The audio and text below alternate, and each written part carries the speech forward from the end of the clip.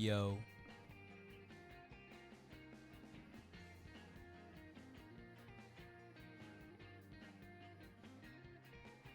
Alright, well, shit. It's been an eventful couple of days. A lot to talk about.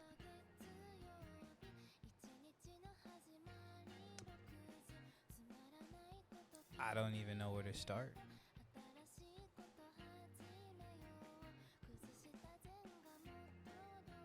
I guess the best place would be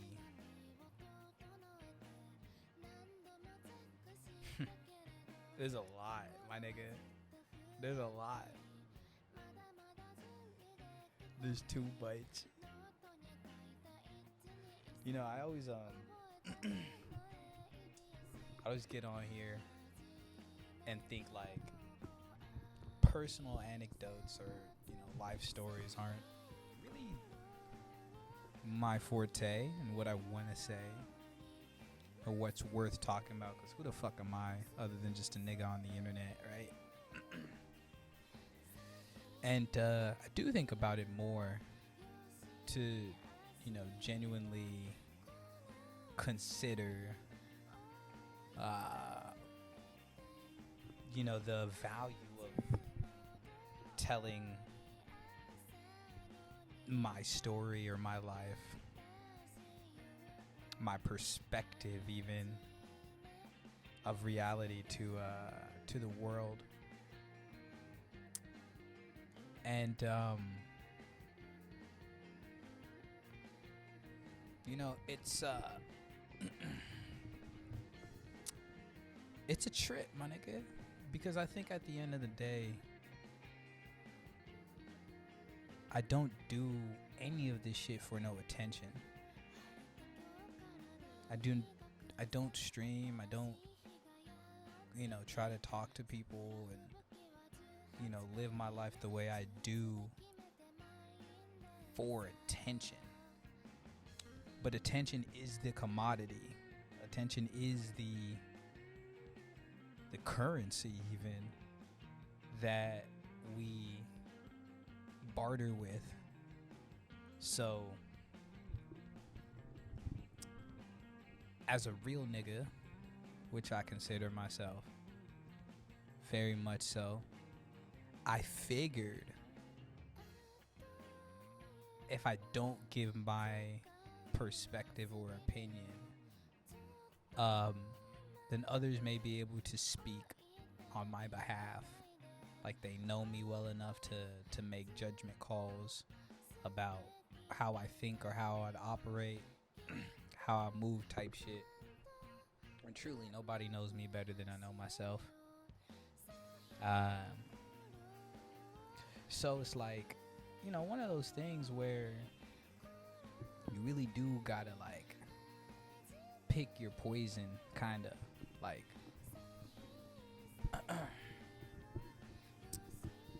you tell it yourself and you do it for the attention, and now you will change. And you know, that's the one constant. So I don't mean like, oh, you will change, oh, like, you know, fundamentally at our core we got a foundation type shit. So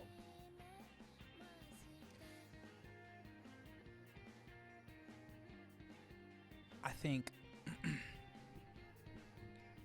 what we end up changing into is what they want to watch, right?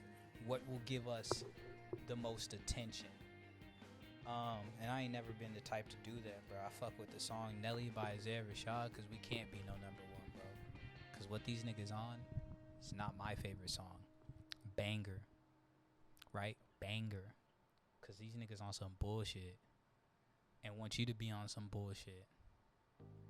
That's why N95 by Kendrick Lamar, where he's like, you know what I mean? They want us to, you know what I mean, make a mockery, copying us, like the rapper, like Kendrick, that nigga gets it. So, essentially, it could be a whole lot of nothing, a whole lot of something, but it can't be too much of you. Because giving them too much of yourself, you risk losing even that. And that's the one thing we got, us. So what do you give? What do you have? What is your contribution to those around you? Now, I don't need financially and all that kind of shit. Like nigga, like you, the fuck you doing for you know what I'm saying, for you and the world around you. I have a song,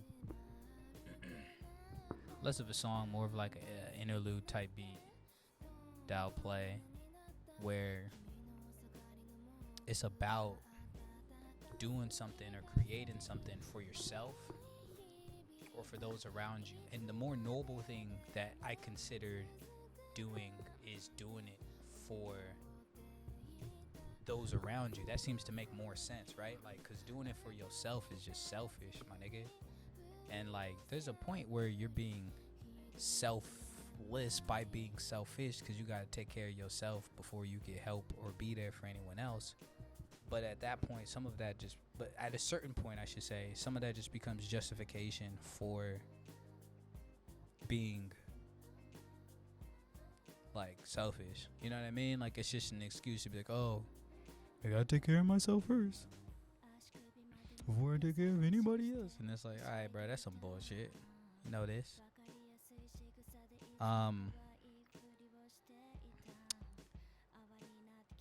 But in light of recent events, not just what had happened exactly, because I don't even really want to talk about that shit, to be honest. But I don't have high hopes for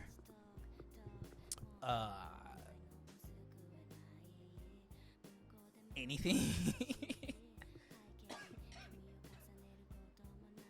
To be honest, keep it real, I do not have high hopes for anything. Like, this shit is going downhill, my nigga. And that sounds very defeatist. That sounds very, dark or nihilist even. But like, my nigga, the writing's on the wall, bro. Like, you just have to look, my nigga. Look and see. And you'll see that shit.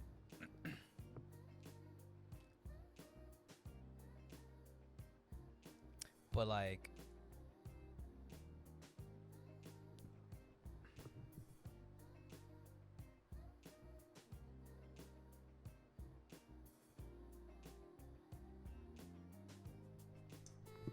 my nigga, you ain't got nobody but yourself.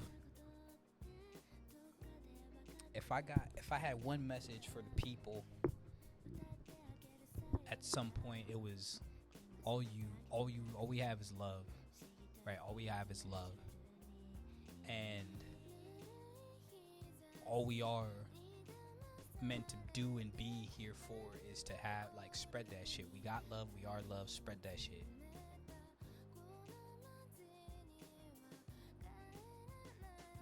And a lot of me still believes that's true, but part of me is also like fuck that.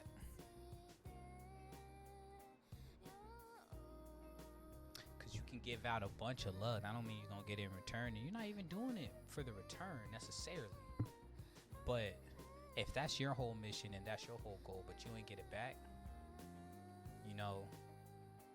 you're giving from an empty cup, essentially. And a lot of motherfuckers is thirsty. They need that love. They don't have that type of love. They don't get that type of love anywhere else. So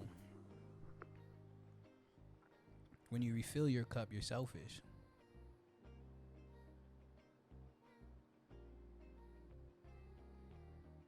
I think you should just drink from your own cup. If you're the type that always is giving, not just showing love, because I think giving and showing love are different things. Like, showing love is like yo, man, we fuck with you. Little, he's a little, you know what I mean? He's a little. Like, I think giving love is, man, that's a beautiful thing. That's trying to help someone.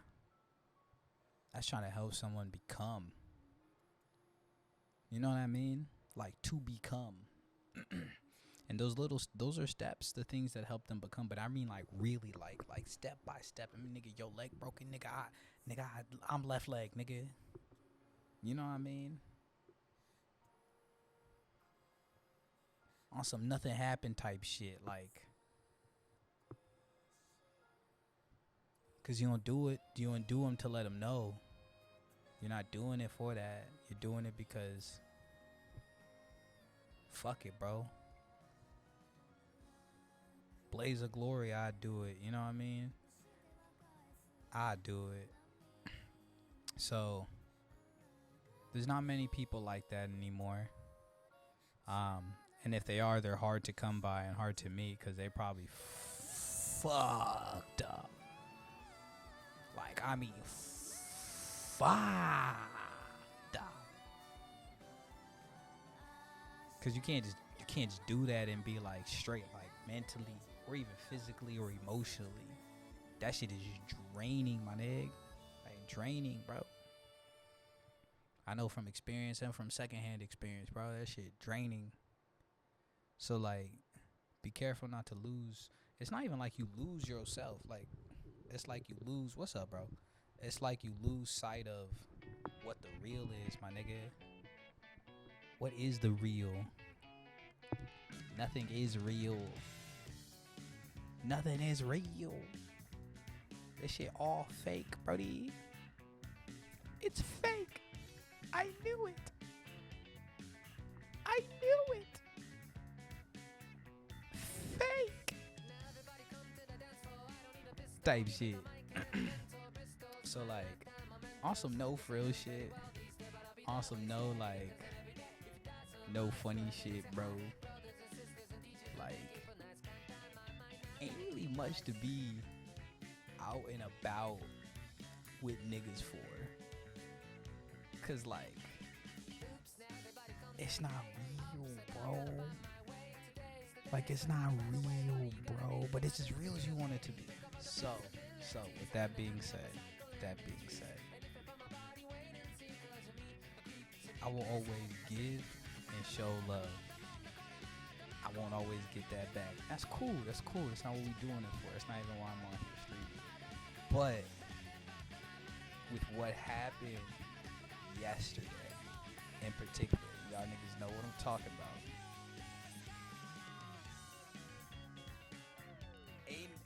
Ain't no love for real out here, bro. Ain't no love for real. Niggas gonna use any opportunity they get. They're gonna use any opportunity they can get to spread that hatred. Any opportunity. Any fucking opportunity.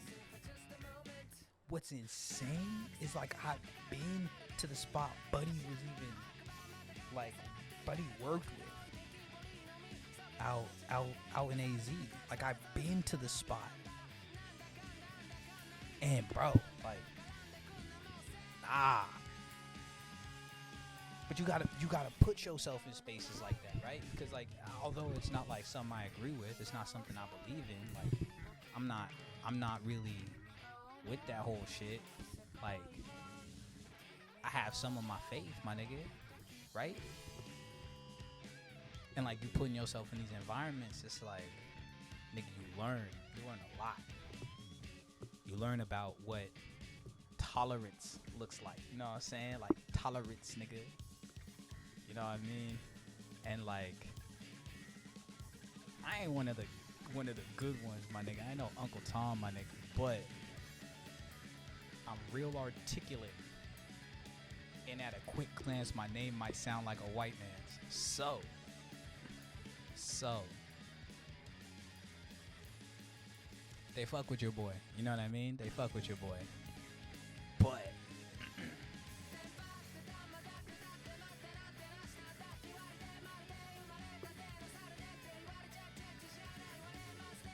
Yeah, I mean, like, I don't even know. Like,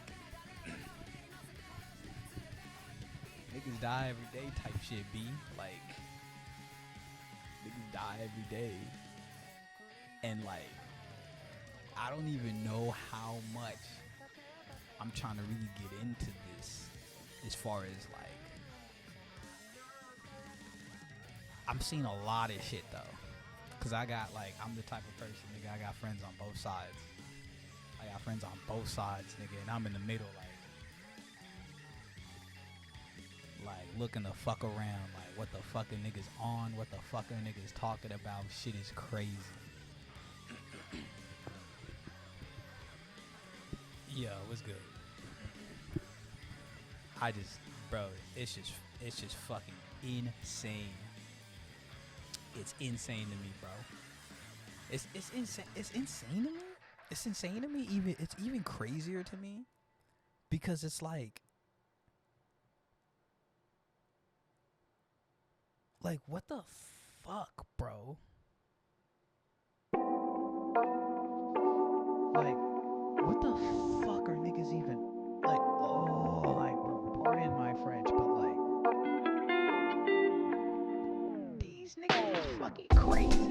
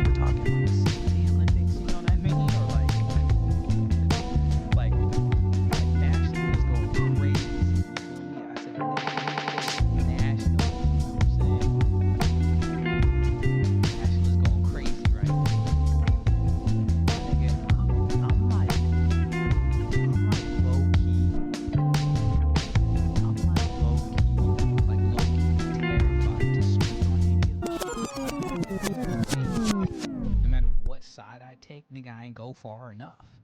Unless I'm saying like, fuck this nigga, or like, I fuck these guys for saying fuck this nigga. You know what I mean? You ain't gone far enough. Like, it's almost like not taking a stance is the best stance.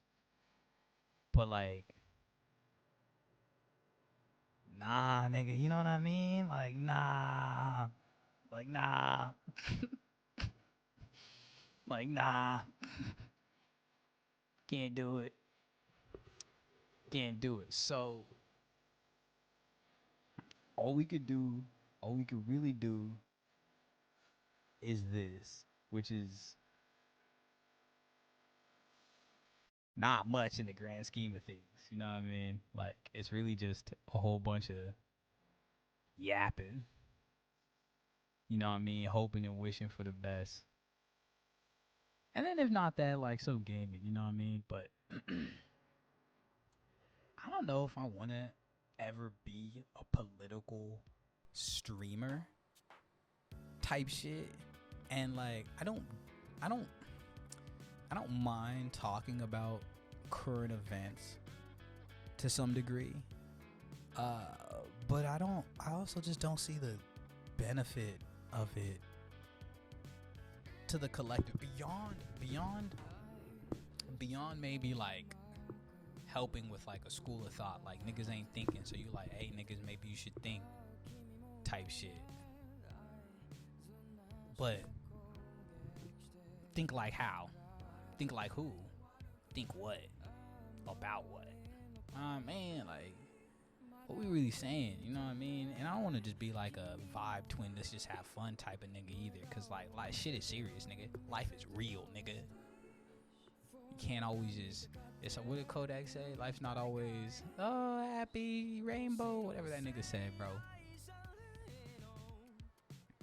But like that's what we strive for. You know what I'm saying? Like that's the goal, nigga. If it's all W's, let the good times roll. That's what niggas won. That's what niggas won. So, hey man, all I can really say is rest in peace to any niggas. Rest in peace to niggas who died in the service. I dive in her cervix. Like, that's the perfect bar for this shit. Like, what the fuck are you gonna do? You know what I mean? What the fuck you gonna do, my nigga? Like, yeah, I don't even know. Like, I don't know if there's much to do. And there's a lot more to say, but what does that do? You know what I mean? I'm not trying to. There's way too much. There's way too much on the line. Not even for me. Like, fuck that. I ain't got shit. But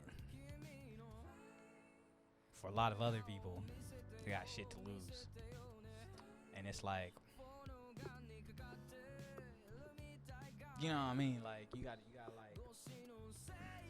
gotta weigh this shit out. And ultimately, it might be a bit selfish to think that your opinion, speaking for myself, think that my opinion or anyone else's opinion is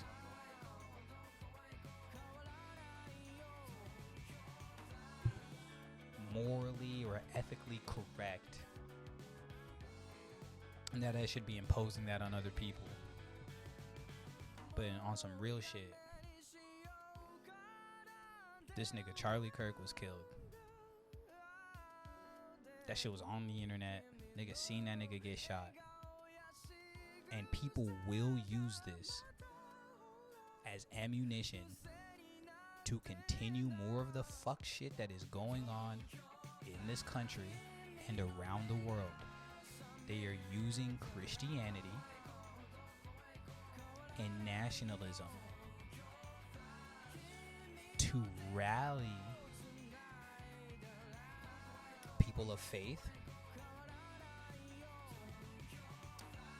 people of a certain demographic,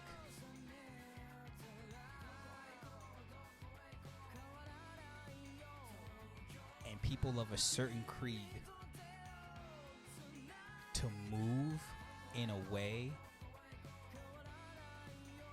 that is damn near militant, my nigga.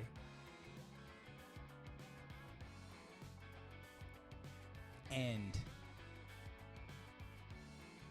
I worry for those who have been oppressed.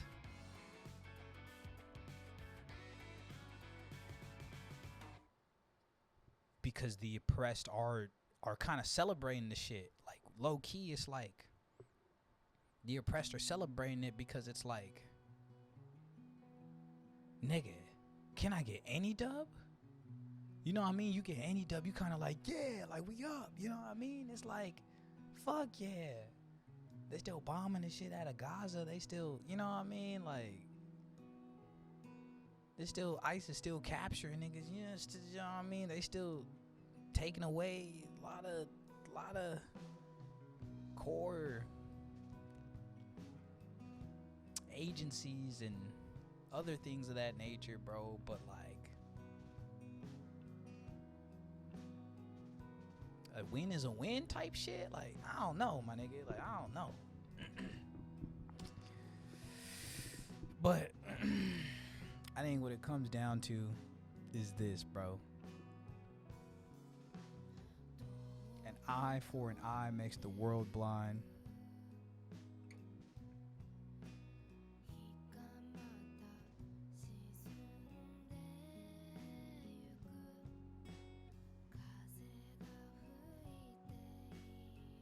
justice ain't blind, my nigga. You know what I mean? Justice gotta see. So once we go eye for an eye, it's no longer about justice, my nigga. It's just get backs, nigga. It's get backs till you gone. It's get backs and lick backs, nigga. And if that's what it comes down to, my nigga, we fucked. We fucked. All of us. People who look like me, people who look like other people, people who, you know what I mean? Everybody, nigga. There is no winner. But you can't stand in the middle like, stop fighting, because niggas ain't gonna stop fighting, bro. Niggas is gonna fight harder. Or they gonna kill the nigga in the middle first. So, like, you don't want to be the nigga in the middle. Someone's gotta be type shit. You feel me? So, in light of that, and my mic stand breaking, so I'm holding my microphone in my hand, I probably just hold off on saying any more beyond just, I hope we figure this shit out. And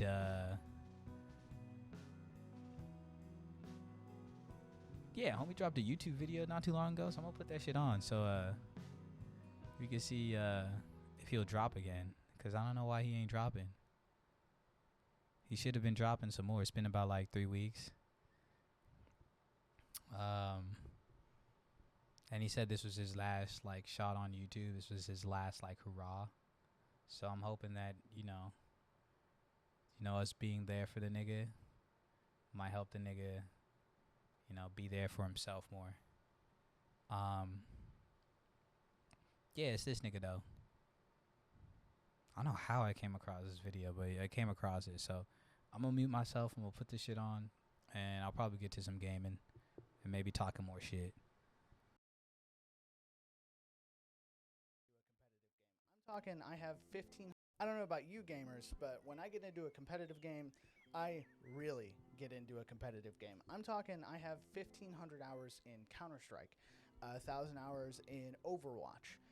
And I know what some of you guys are thinking. You pump those numbers up. Those are rookie numbers in this racket. But what's a guy to do when the revolver is the only gun calling my name anymore? But I guess we really need to go back before we go forward. The year is 2025. Sorry, no. The year is 2002. Mike Sepso and Sundance DeGiovanni, two guys who don't even sound real and frankly sound like they might even be running a mafia-themed pizza restaurant, announce this sexy new organization, MLG, Major League Gamers, Major League Gaming. Major League Gaming. Now, MLG would show off their growth by becoming the first televised gaming event in the United States. Absolutely incredible. And their game of choice? Halo 2. The evolution of combat beyond the Bro got a CM Punk shirt on. Halo Combat Evolved. Or, if you're not a fucking idiot, the sequel to Halo Combat Evolved. Halo at this time. Hey, pause real quick, because me and bro got the same mic, but also, I really fuck with CM Punk. I don't know. That nigga got Jeff Hardy kicked. He was all like, oh, I'm straight edge. And then Jeff Hardy was like doing drugs and shit. Which, like, he probably shouldn't have. Not even probably. He shouldn't have.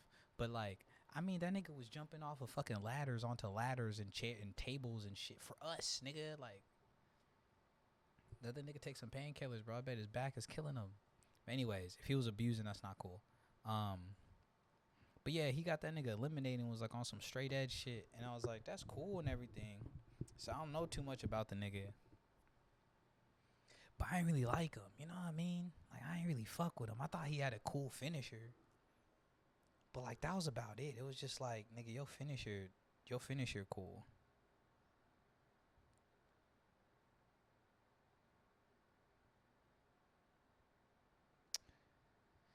Yeah, fuck it. Was a monolith of gaming. And I'm not talking about the Xbox Series X, the big vaping brother of the Xbox fuck of the Xbox Series S. I mean, seriously, what the fuck? Crashing out on the internet. I mean, seriously, Halo 2 is, to this day, still regarded as a top first-person shooter. It's only happening in 1 year. Arguably the best Halo game of all time. Now, Halo 2 would eventually take a backseat to games like Call of Duty and Halo 3 upon its release. And while MLG is highly regarded as like the grandfather of pro gaming, realistically, I think it probably should have been Old Yeller well before it got bought by Blizzard and then by Microsoft after that. And definitely before edits like this became a thing.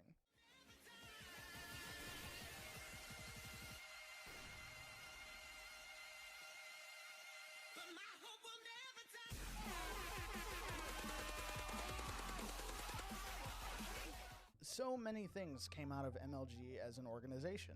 We found out there's an audience for pro gaming.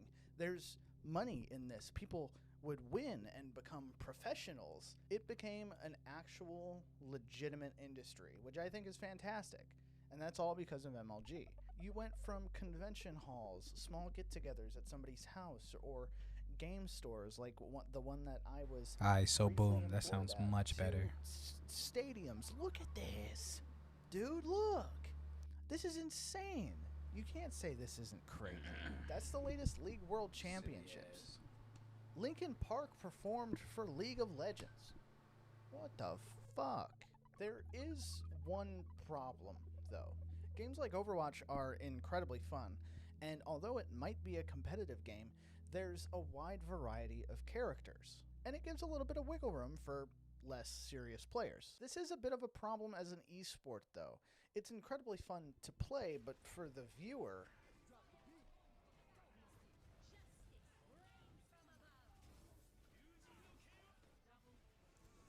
Do you guys have any idea what just happened? I mean, seriously, Jesus Christ. Games like Overwatch have a bit of a problem where things go really well for the first little while. Even if you have no idea what's going on, you can kind of pick up on it and understand the gameplay, and then it becomes Overwatch. Everybody hits their Overwatch buttons and become John Overwatch, and then they start Overwatching all over the place. Like I said, some video games have this problem. Not Counter-Strike, though. Counter-Strike might as well have the subtitle, The Perfect Esport. Here's how it goes. You've got a team of good guys and a team of bad guys. And oh, shit, that's a bomb. Now fucking kill the bad guys. You have moments where perfect aim can shut down an entire enemy team's push. You have flying op shots, no scopes that get you double kills, and cemented in the video game as some sort of graffiti.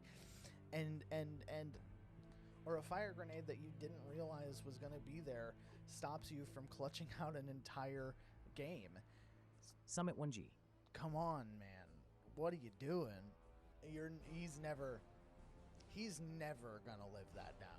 People have been talking about this since it happened, and I might be the only person that remembers this, but if there are no haters for this, I'm dead.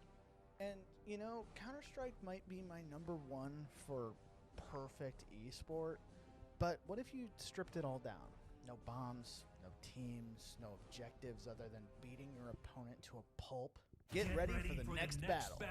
We're talking about fighting games now. Fighting games are raw. It's you, your character, your opponent, their character, and the first to 3 rounds. Everything is calculated. Nooch to small Tekken to combos. Everything is memorized. Fucking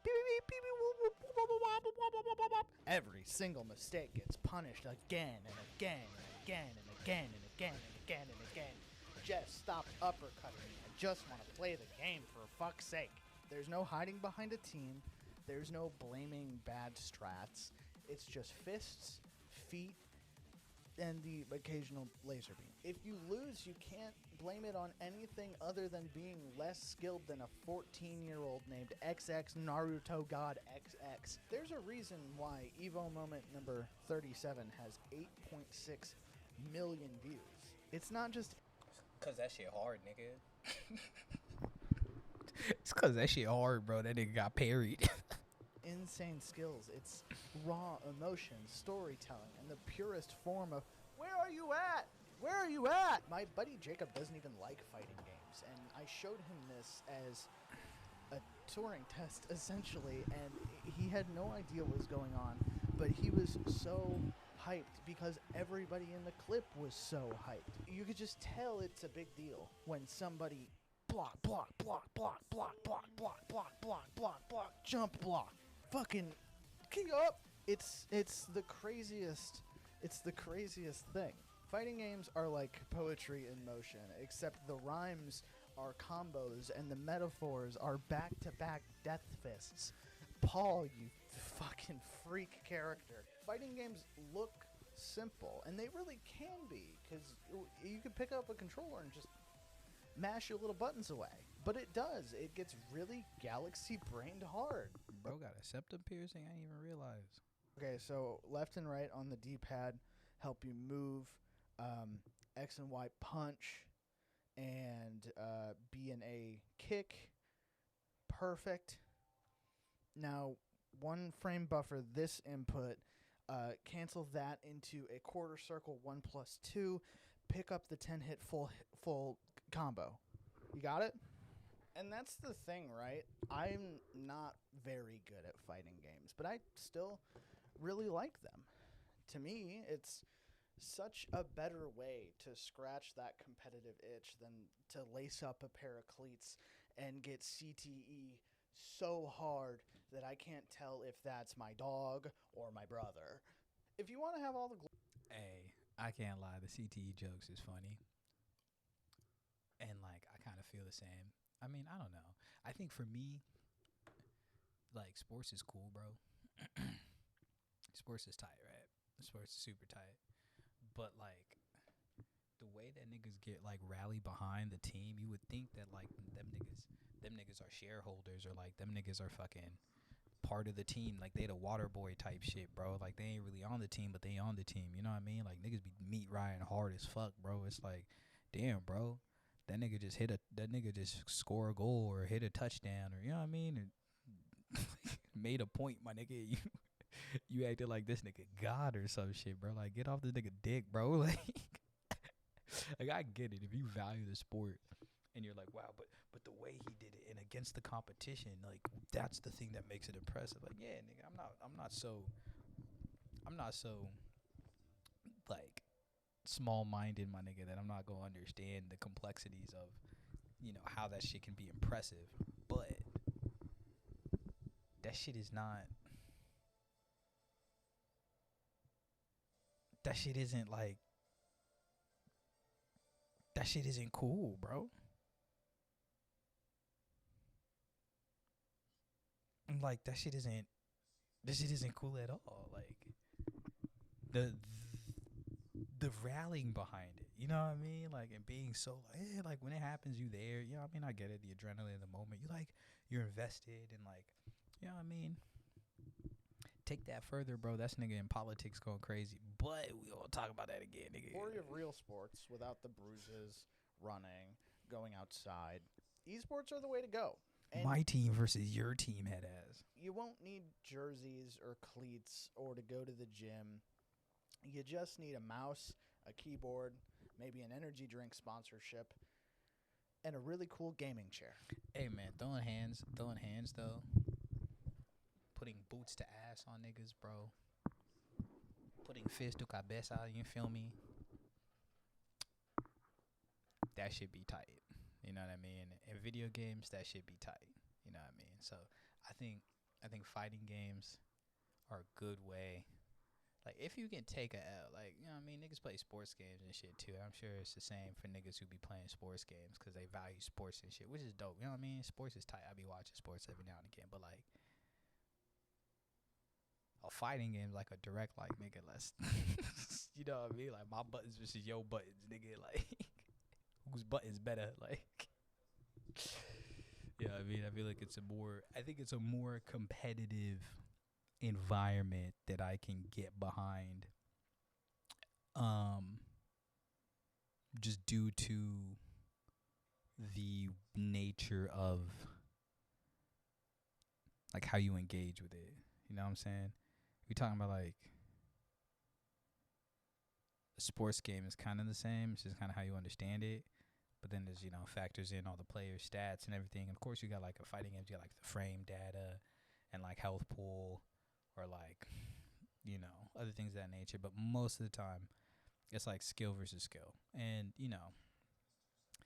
in a way, that's exactly the same thing, sports do. But like, there's so much bodies and money on the line. Usually, it just makes it hard to believe, other factors aren't going into play. You know what I mean?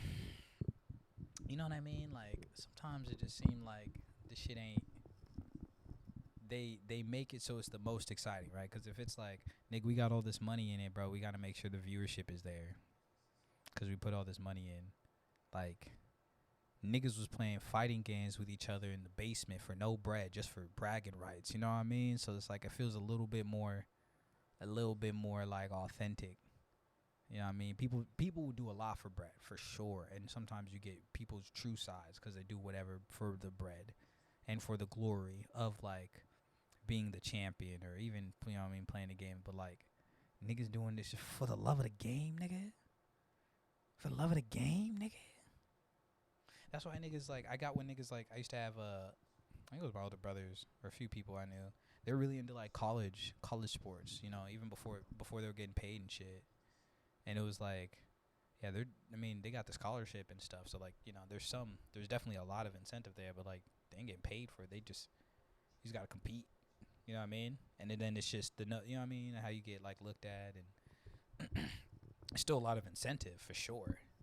And the incentive will be to get paid later on. But they would think they just doing it for the love of the game. You know what I mean? I wonder, since I'm not really into it, I wonder how viewership has increased or how the games have been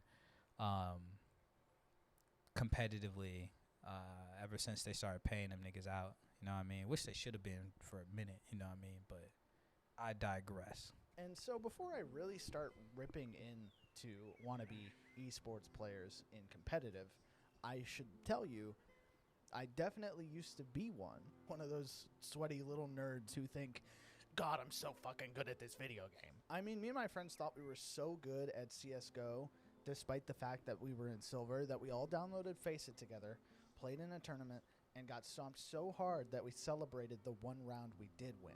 I stopped trying to play anything but competitive matchmaking after that happened, as far as Counter-Strike goes, because Jesus Christ, what a humiliating experience. And then there was Overwatch, and I will say, for a little while, I played as an off-tank when Overwatch was 6v6, and I was Roadhog, and I was just hooking people left and right. But then you start to play against people who are really skilled at the game, and it's a fucking different ball game, dude. I was just smacked around. like I just beaten to a pulp.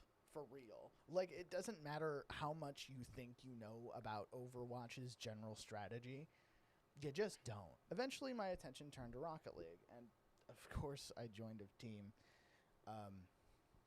Yeah, it turns out people, even at my skill level, are way better than me at Rocket League. So I decided to pack it up until years later when I finally picked up Apex Legends. And this is the one game I'll say I'm fucking good at, dude. I am very good at Apex Legends. I don't care what you say. At least I was until Venture came out. Once Venture came out and King's Canyon got brought back, I was miserable. Before then, me and my buddy Jeff, we'd play duos constantly and just rack up wins and wins and wins and wins and wins. I wonder if I can find the website I used for that again. I'll see if I can. I think it might have been Game Battles or something. I'll see if I can put it behind me. But yeah, once King's Canyon and Venture came back out, I fucking gave that up so quick. At the end of the day, there were really two things that I learned when trying to become a professional player in any of these games. One, there's always somebody better than you. And two, if you're not playing 12 hours a day, you might as well just pack it up. Esports are incredible. But let's face it, not everybody's cut out to be a fucking big league champion.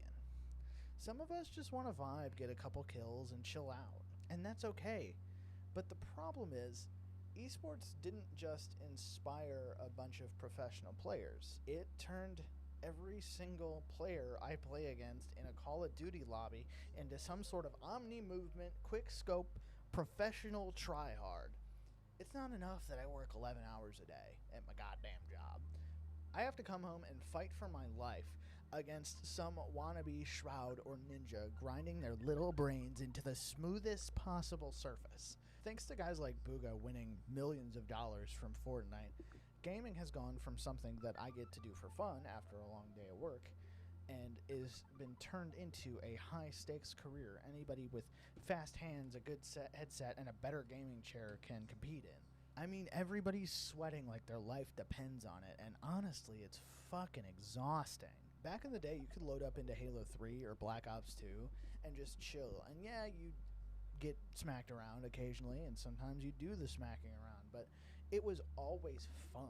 One way or the other, it was always fun. You could scream at each other, make friends, and just chill. But now every single match is a tryout for FaZe Clan.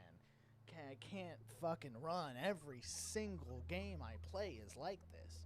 Gaming's supposed to be fun, and somewhere along the way, people who play competitively lost that. Instead of laughing over a grenade accidentally bouncing the wrong way and blowing you up, even though that was not the intention, we're sweating bullets trying to rank up in Rocket League or Valorant. So where does that leave us? Esports are amazing. They've given us some iconic moments, big stages, and bigger prize pools. But they've also turned every single multiplayer game that I try to play into some hyper-competitive arena where casuals are just trying to survive. At the end of the day, can we just chill for once? I'm not trying to be a Fortnite all-star. I just want to vibe, get a few kills with my boys, drink a couple cold ones, breathe. I don't want people slide canceling 360 ladder skull, no scoping MLG from across the map every single game I play, no matter what game I play. Is that too much to ask, dude? Spooky hours. Whoa, whoa, whoa, whoa, whoa, whoa. Hey, bud.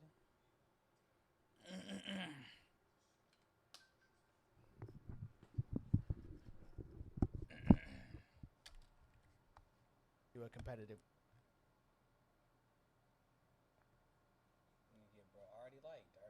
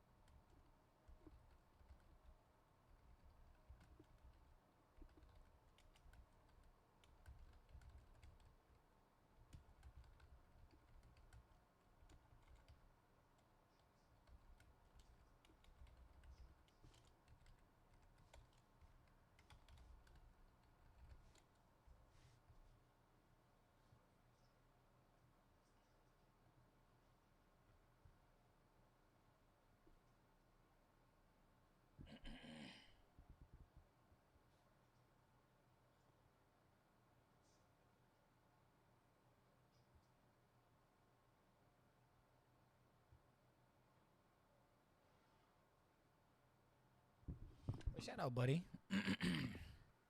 Hopefully, Buddy does post more. We rock with Buddy. And, yeah, man. Shout out esports. Shout out fucking esports, bro.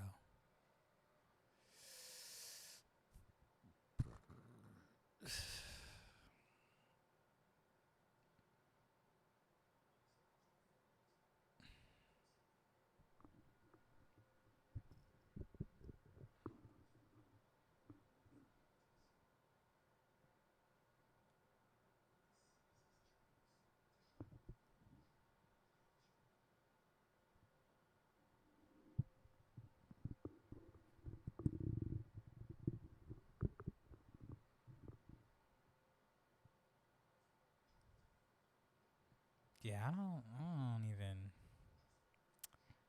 even know.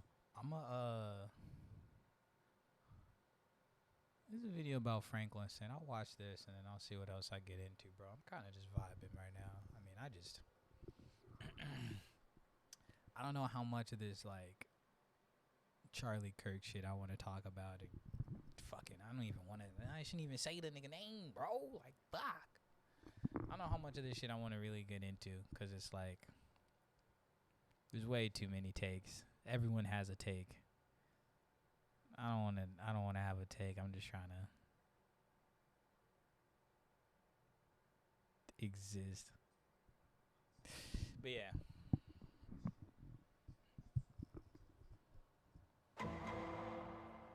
Ladies and gentlemen of the jury, today we put Franklin Saint on trial. A man who started off as just another college kid in South Central, but ended up running an entire empire that flipped Los Angeles upside down. His rap sheet, man, with so many crimes committed, I can't even name them all right now. But the real question before this court is simple. Was Franklin Saint a mastermind businessman, or just another criminal who flew too close to the sun? DJ, play my shit. Yana, Khadijah, Lenny Carvel, him, her, him,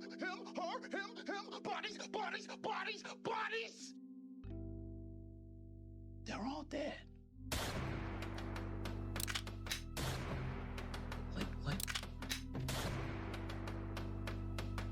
Yeah, that's him. That's the Saint. I built this shit. Me, brick by brick.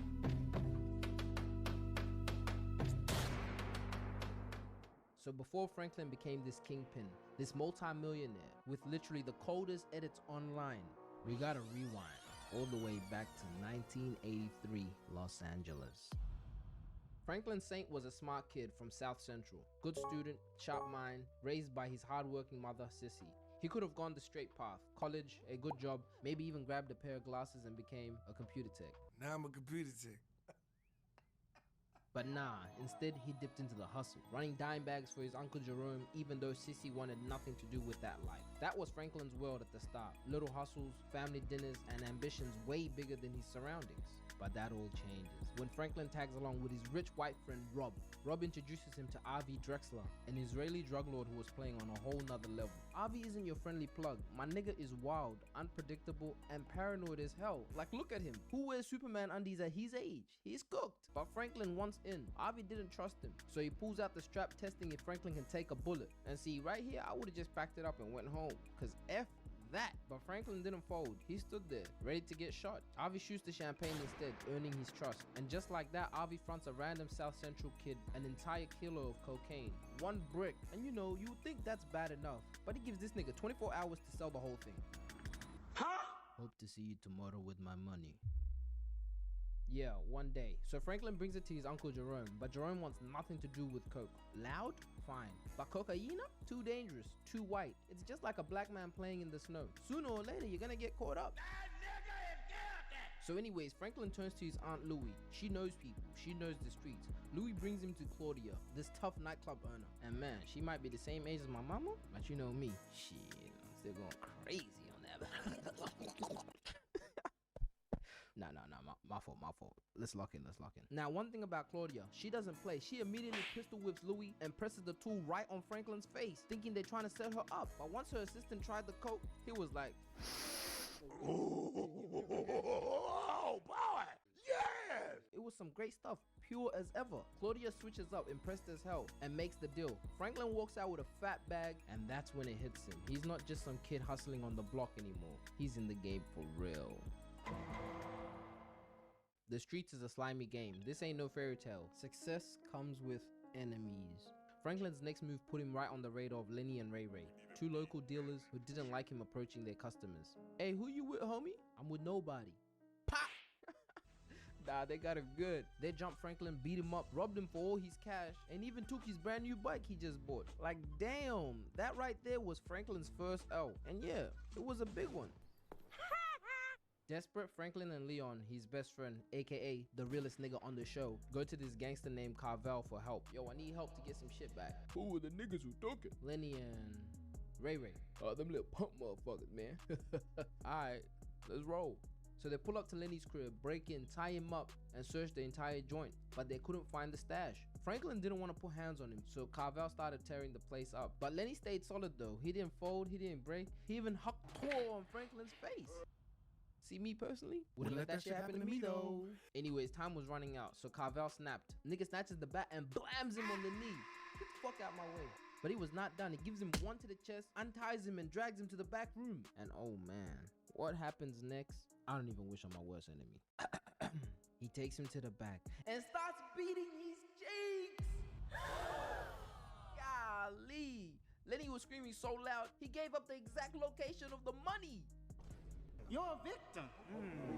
This type of behavior I've only ever witnessed once on a character. I tell him like this here. I like you, and I want you. Now we can do this the easy way, or we can do it the hard way. The choice is yours. Well, I guess Lenny chose the hard way. Carvel walks out, zips up his pants, grabs the bread, and heads straight to the door. Hey, that's my money. Bruh, nigga just looked at him up and down, then walked out. And yeah, I guess that was Franklin's second time getting robbed, all in the span of 48 hours? My nigga was going through it. The next day, Franklin gets a gun from his uncle Jerome. Then him and Leon pull up on Carvel, ready to get their shit back. But when they pull up to this nigga's house, this nigga then bought a brand new car with fresh rims. I can't even lie, Carvel like me for real. Cause as soon as work pays me my money and the transaction has landed into the account, I'm spending the whole check.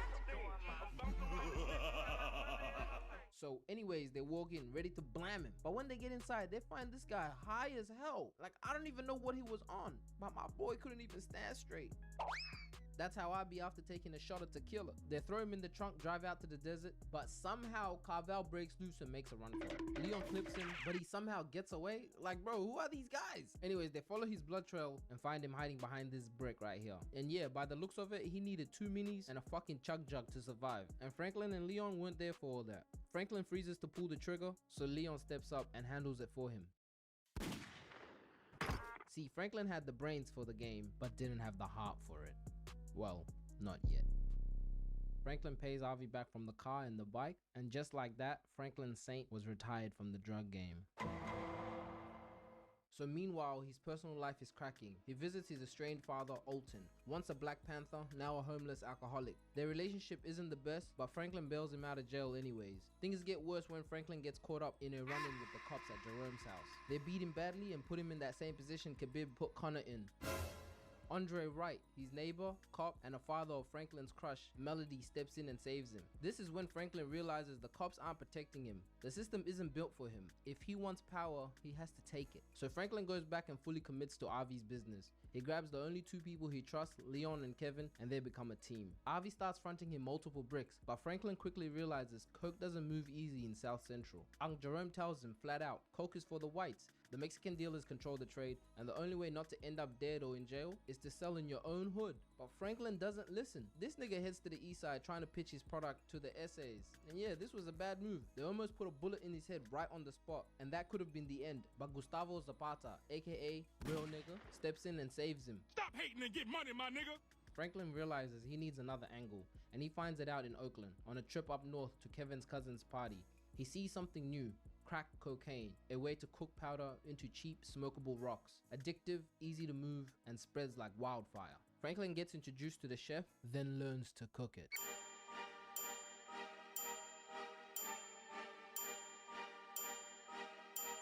I'm in love with the cook. motherfucker. Franklin brings it back to LA, hands out free samples with Leon and Kevin so people can test it, and the response was immediate. People were hooked overnight. Now Franklin's got the product that was about to change the entire city. With crack blowing up, Franklin finally builds his empire. Jerome, who wanted nothing to do with coke, sees the money Franklin is pulling in. He changes his tune and officially comes on board, taking a 25% cut. Louis is already in, Leon is a ride or die, Kevin's along for the ride. Franklin finally has a team. But old enemies don't just disappear. Lenny comes back, and in the chaos he shoots Leon. That boy was not letting what they did to him ever slide. I mean, I wouldn't either. Bro, what pause? Leon barely survived getting rushed to the ER. It was close, but I guess he had the same genes as 50 Cent, because he was still standing. Franklin manages to flip the situation. Hey, nigga, Leon a OG. That's why. That nigga made it out, bro. He did the Kendrick Lamar, bro. That nigga was like, I'm going to Africa. He said, fuck y'all niggas. He did the Dave Chappelle. I'm going to Africa. Most real niggas that I watch, man. They go to Africa. At some point, shit get too crazy out here, and they're like, what the fuck am I gotta leave. They go to Africa. They get right. They come back. But most real niggas, they go to Africa. And they get right. They come back. You know what I mean? Had to get right, my nigga. Linking up with Ray Ray and paying him to bring Lenny in. Ray Ray agrees, but Franklin ain't stupid. He knows you can't trust a snake, so instead of playing games, Franklin makes him handle it himself, forcing him to kill his best friend. Ray slits Lenny's throat, and just like that, the problem was gone for good. That was Franklin's first real move as a boss, using money and power instead of his own hands to settle the score. By the end of season 1, Franklin has a crew, a product, a cookhouse for production, steady cash flowing in. The weed dealer kid from South Central is gone. What's left is the beginning of a drug kingpin. And now, these are all the crimes recorded by the end of season 1 by Franklin Saint. Drug dealing, drug trafficking, possession with intent to distribute, attempted distribution to the Mexican cartel, drug manufacturing, kidnapping, accessory to murder, conspiracy to commit murder, money laundering, weapon charges, and the scariest part, this was just the beginning.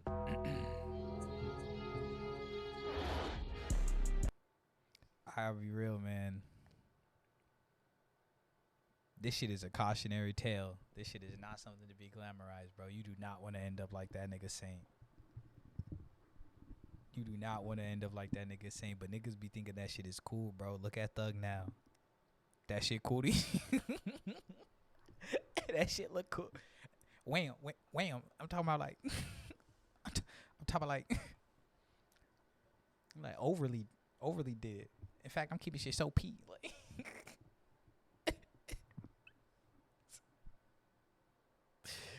fuck out of here, bro. Dumbass niggas, bro.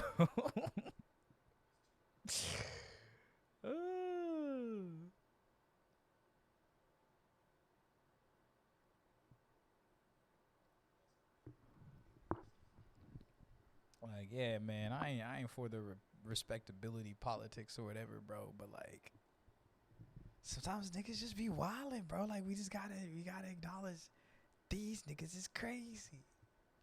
These niggas is insane. Let's see. This nigga got some funny vids. Oh, what's the most popular, bro? What popped off? Fantastic Four. Alright, perfect segue into games. So the Silver Surfer pulls up to Earth. And let's be honest, you can't mention Aura without the Space Skyrider. He just flew by and froze the entire ocean, made Egypt catch a case. That's a cold nigga. Hold on, came back and froze the ocean? That's a cold nigga. And left LA sitting in the dark like they forgot to pay their light bill. And I know he said turn off the lights. Alright. Chief on his way down here. So now the Secret Service pulls up on Reed like, yo, we need you to track this thing down like now. Because it's out here leaving 200-meter potholes all over our planet. The reason the Silver Surfer was doing this was because he was setting the stage for Galactus to roll through and turn Earth into an all-you-can-eat buffet. And I really never understood why these Marvel gods loved eating planets. Like, how greedy! Now I feel bad for complaining about Rodwave's drive-through order. I'll have 2 number 9s, a number 9 large, a number 6 with extra dip, a number 7, 2 number 45s, 1 with cheese, and a large soda. Damn, some niggas can really eat. So Dr. Reed builds this cosmic energy tracker to keep tabs on the Silver Surfer. While all this is taking place, Susan and Reed are about to get married. And no, I don't approve of this wedding because it should have been me. But just as Reed and Susan were about to say, I She's so bad, bro. do, the power goes out, and the chopper that was circling the area loses I get control, crashing the entire wedding. The Silver Surfer whips by, and Reed gives Johnny that look, like you gotta go catch him. Johnny, who just dropped a bag on his suit, is standing there like, you want me to flame on in this drip? And I guess that's one of the L's in turning into fire as your superpower. He jumps off the building and starts chasing the Silver Surfer. This matchup was like 2013 LeBron versus LiAngelo Ball. Y'all can guess who's who. Johnny was right on the Silver Surfer's tail as he slides through the building like I'll be sliding through your girl's DMs. Not funny? My fault, my fault. Johnny goes around because he ain't got that in his bag. The Silver Surfer comes out blasting So with these deep fried ass memes this nigga's putting up. past him, kicking off the chase that turns the street Why are they all this quality? into a demolition derby. Cars flipping left and right. And if that was one of your whips, Why are they all this? good luck explaining that to State Farm. The Silver Surfer then starts aura farming. Like, he ain't gotta do all that. He definitely the type of nigga that gets around the huzz talking about anybody got change for 10,000? I can't stand niggas like that. These two were really zipping through the whole city, almost messing around and taking out the Washington Monument. But Johnny had enough. He decided it was time to lock in.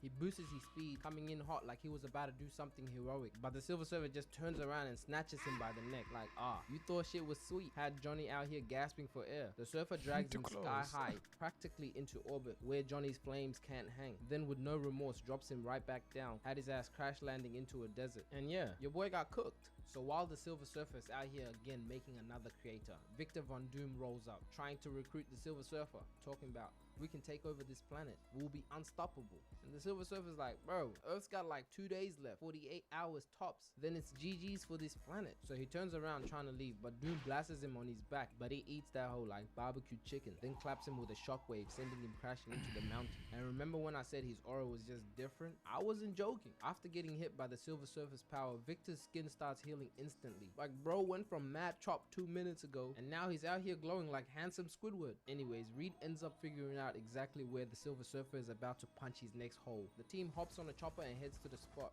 Next thing you know, the Ferris wheel snaps off its axle, and now my baby Jessica Alba is holding it back from collapsing. And let's be honest, out of all the MCU baddies, she's top 2, not 2. Argue with your mama. The Silver Surfer pops out the hole, no Diddy, and Johnny, who clearly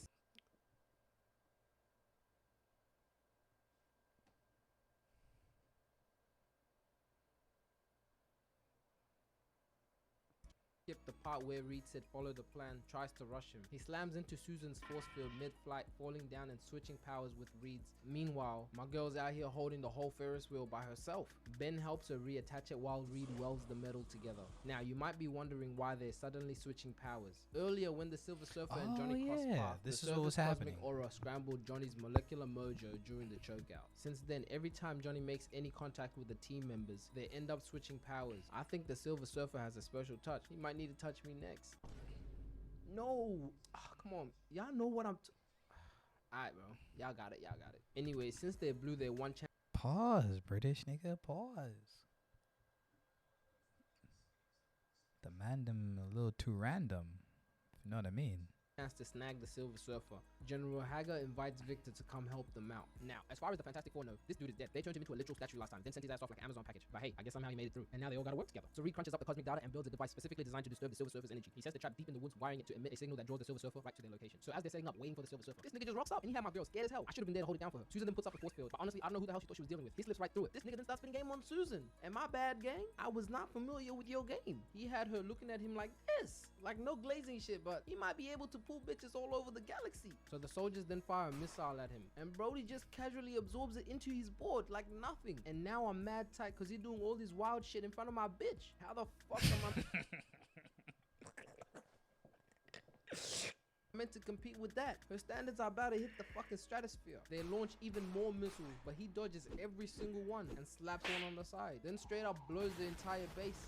Bro, this movie was so hard growing up. I thought the Silver Surfer was one of the cleanest niggas ever, bro. Ever. I was like, yo, this shit is tough, bro. He's just a silver nigga on a board. Like, why he surfing? These soldiers flying everywhere. He turns around ready to destroy the device, but right as he's about to flex, Reed activates it, knocking him off his board, and bro went from being fully oiled up to dry as hell. No, wait. How did this nigga get on my screen? My fault, guys. I think that was a malfunction. They end up capturing the Silver Surfer, dragging him into the military base, and they were straight up torturing my guy. Susan sneaks her way inside to ask him what's really going on and why is he here to destroy our planet, as she quickly realizes that the Surfer was never the threat, Galactus is, and that nigga's about to pull up in a couple hours. Time is ticking, nigga. Yeah. The general hands Victor the Surfer's board since they had an under the table arrangement. But here's the thing, you never cut deals with psychos. Doom straight away zaps 3 of the soldiers, puts his mask on, calls the board to him, and does that silly evil thing that all the villains do. And the general, who's still somehow breathing, gets turned into Swiss cheese. You should have played dead, nigga. So the Fantastic Four break the Silver Surfer out, and Reed summons his super jet to track down Dr. Doom. Somehow Doom manages to be already in China. Like, how fast is that board? The reason why he was in China? I don't know. Maybe he wanted some good food. So they fly over to Southeast China. The moment they locked onto him, he whips past them, smacking their jet. Reed tries explaining that the board is like a beacon, literally drawing Galactus to Earth. But Doom wasn't trying to hear all that. Johnny then flies in to make a move, but Doom's out here raising tsunami level water, snuffing out Johnny's flames and sending his ass straight down. And all y'all niggas that say firebending is tough, think again, nigga. Reed then splits the jet's formation, and next thing you know, Doom's out here destroying the Great Wall of China. Like it didn't take a whole civilization to stack those bricks. Man's got zero appreciation for world heritage. He turns around and Ben straight up clotheslines him, had his ass in the air doing somersaults. The four try to circle Doom, a real slick strategy, but he just spins them around until they lose control, sending their jets spiraling down into the city. The Silver Surfer bails out, and Doom launches a spear straight at him. Susan whips out her force field, but unfortunately it wasn't enough. That thing still pierced right through, hitting her square in the heart. Damn. And was I emotional on this scene? Yeah, nigga, but mind your business. They look up and realize time was almost up. Galactus was practically knocking on Earth's door, and Doom still had the Silver Surfer's board. Things were not looking This is probably good, the best Captain Fantastic America Four comes up story, with a huh? Genius idea. They should combine all their powers and become one, and they really should have thought of this from the jump, because Doom was really out here cooking them every time down the stretch. This is what it looked like every time he caught them alone. Tween cross, excuse me, step back, pause for a moment, look at him. Okay, I can shoot it now.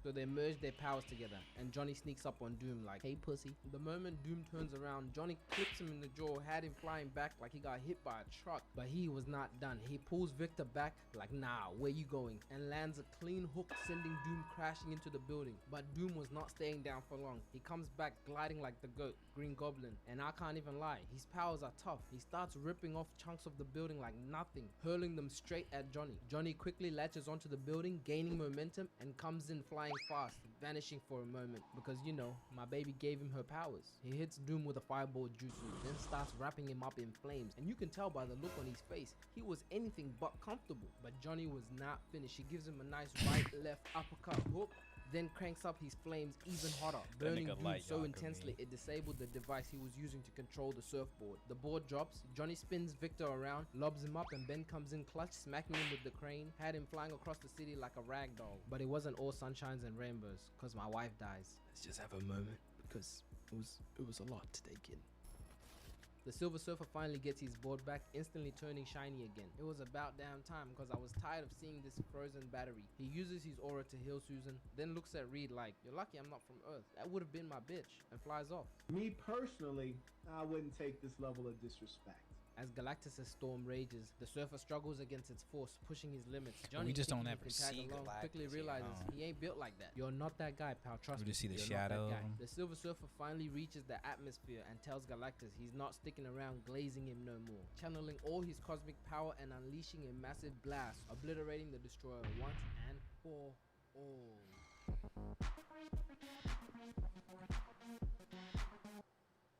Alright.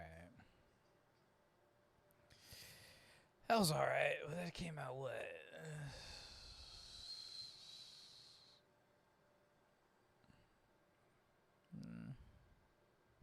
was alright.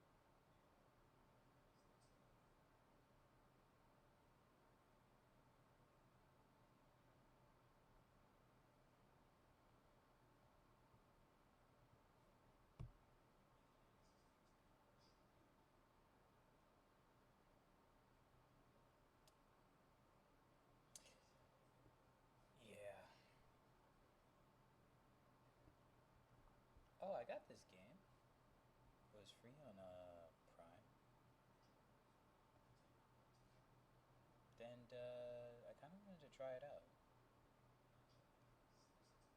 It's not my typical kind of game. So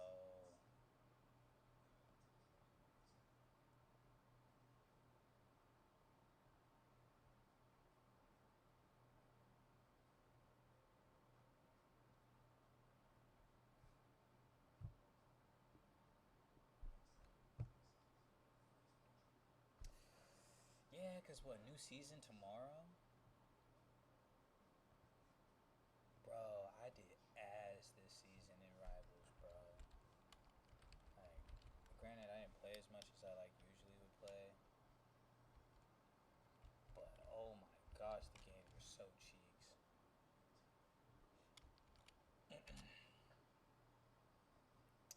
Yeah, man. I don't know, man. I just fuck. You know what I mean? Like fuck. Like fuck.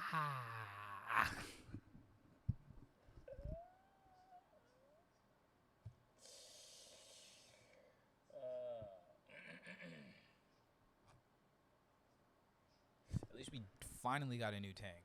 But like, I think Daredevil's gonna be a duelist, so we're getting another duelist. I think we get 2 more duelists, maybe, right? Finish out the wheel, my nigga, and we just give us tanks and healers, bro. I know that may not be good for the game, right? Because niggas want to play damage, they want to play duelist so bad, but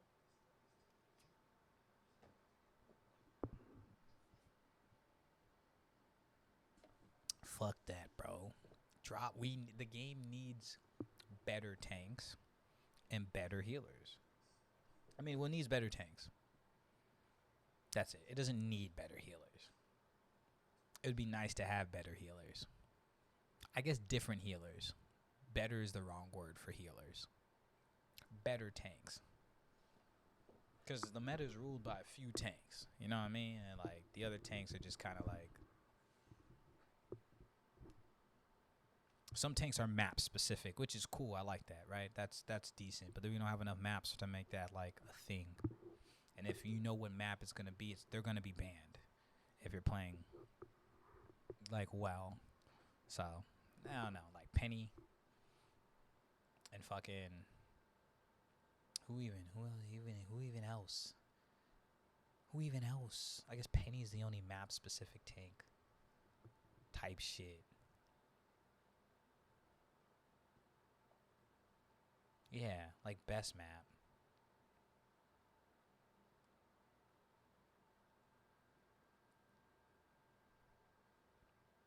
Yeah, anyways, let's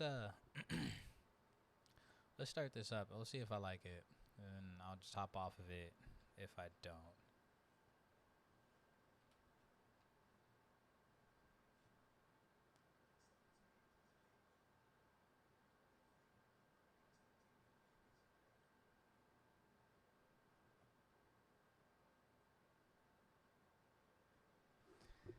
Jeez. Shit. Y'all ever have one of those days where it's just like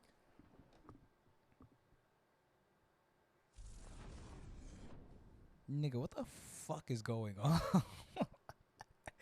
Where it's like, bro, is there a crack in the simulation? Like, what's going on, nigga? Like, that's one of those days. Today's been one of those days for me, man. It definitely feels like there's been a crack in the simulation. Like, this shit ain't not real. This shit is not real. You know what I mean? It's not real, bro.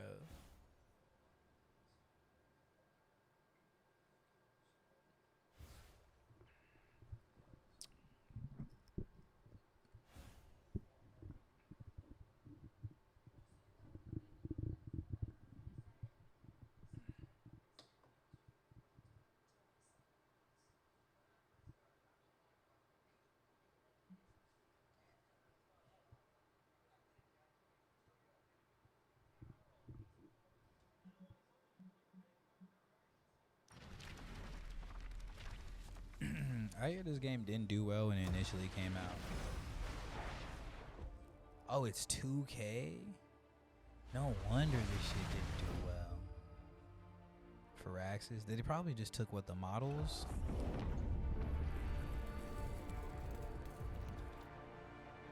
Then no, because they wouldn't even need the. I guess the engine. And Firaxis developed the gameplay. Whoa. To unlock, wait a minute, you need a link a 2K account? No, sir. Not me. Slice and dice. What's this?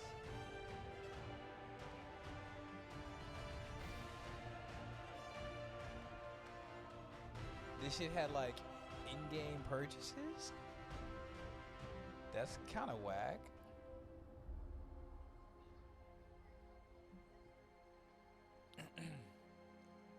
That's kind of super rag.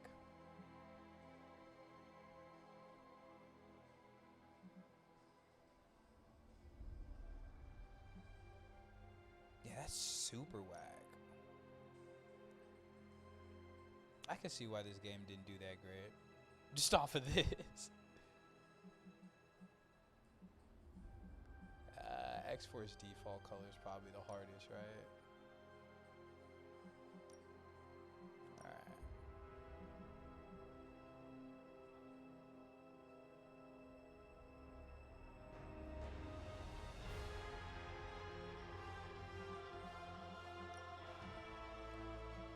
The good, the bad, the undead. Oh, Deadpool's in this hoe.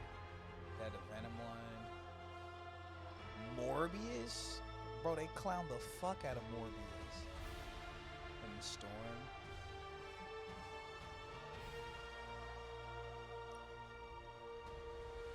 Oh, nah, don't even do none of that, bro. We ain't doing none of that. There's only $6 though.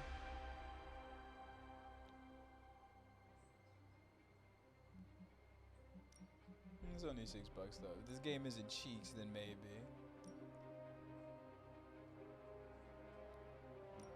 Do normal. Yeah, let's just do a base game. All right.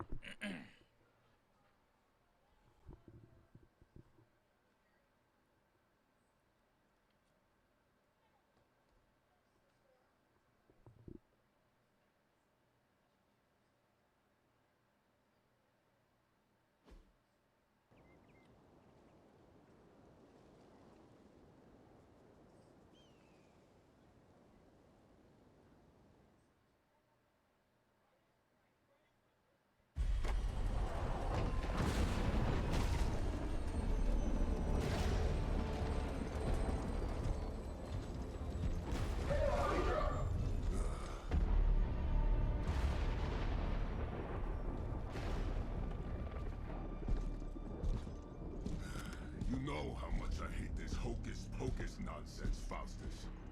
Now you want to tell me just what the hell is so important?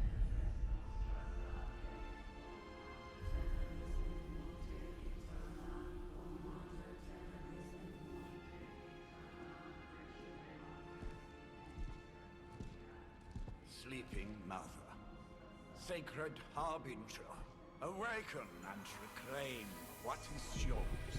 You who rise with the moon in darkness, who prepares the path for the midnight sun. Turn your merciless eyes upon us and arise! Nice show, Doc. Next time, call Seymour. Better yet, I'll just shoot you and save us all the trouble.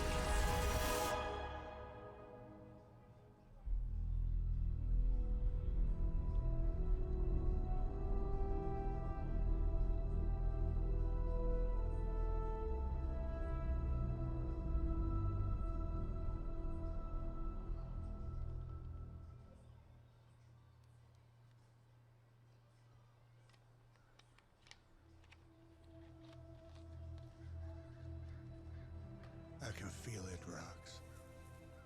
Trouble in the air. More innocent blood joining you soon.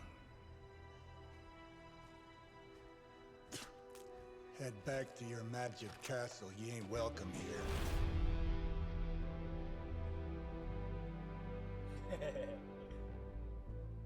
It's called a sanctum. And welcome or not, this is where fate has determined the Sorcerer Supreme needs to be.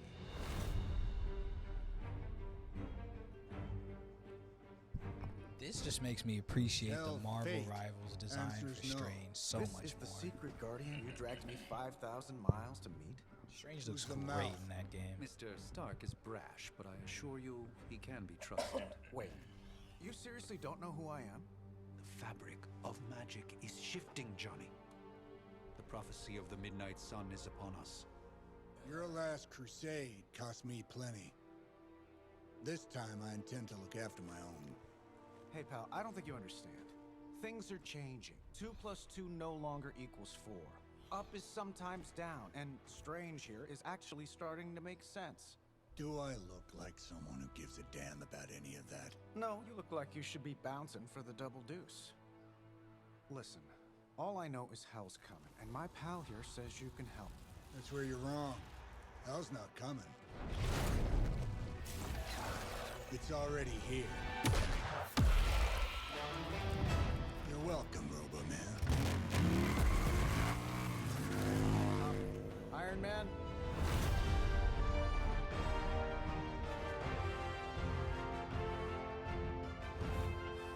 It's okay.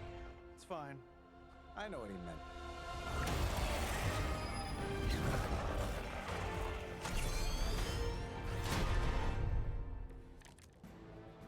We come all the way out here, and the old man runs off with that precious page of yours. Could have at least left us some VIP passes for the carnival. Maybe blown There are up a three few main monsters type on of the way cards out. which represent hero abilities: attacks, skills, and heroics. Playing a card costs 1 card play. Select an ability card with the left mouse button to activate it, and target. Each turn you get 3 card plays. Use attacks, damage enemies, and gain heroism. All attacks grant 1 heroism. What? Okay. So I can move. Let's keep a distance. It seems like a ranged attack, eh? Oh, but I'll move a little bit further. So I can hit Buddy here. He's closer. Animation was tough. Okay, okay. That was really something. We just got the 2 on this side. I'm saving my energy till we need it. How do I know how much movement I have? Nothing personal. Okay, maybe a little personal. Am I really gonna have to bring out the big guns for this? Heroic cards are powerful and decisive. Playing hero cards is beginners attacking and skill cards. Okay. So this is the cost at the top there. Damage every enemy. Okay.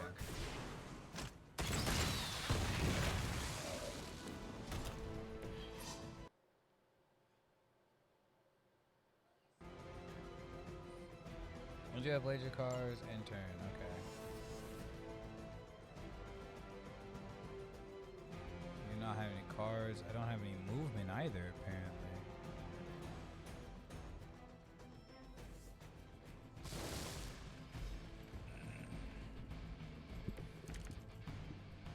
You guys want to fight, huh?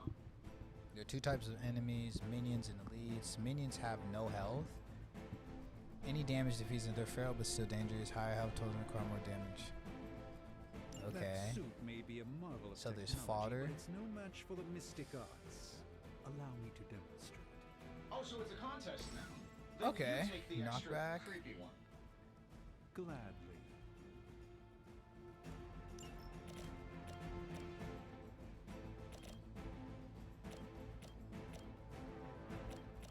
So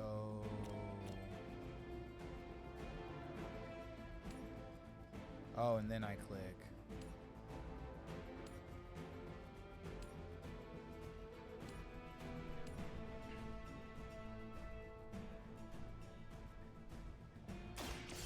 Let me show you.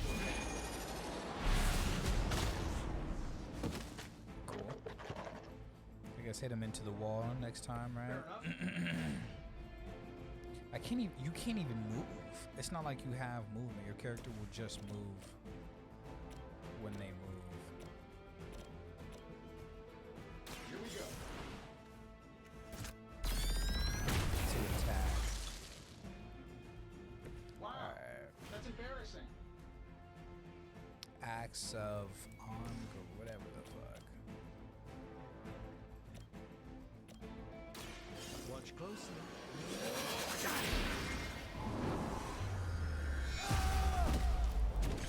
Damn, Strange. It's for the best, trust me. Is it? But then what do you, can I back, you can't even back away. You just have to hold that then when it's their turn.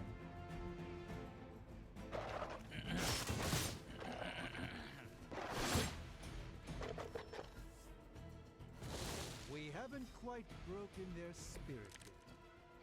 Who's running the show here?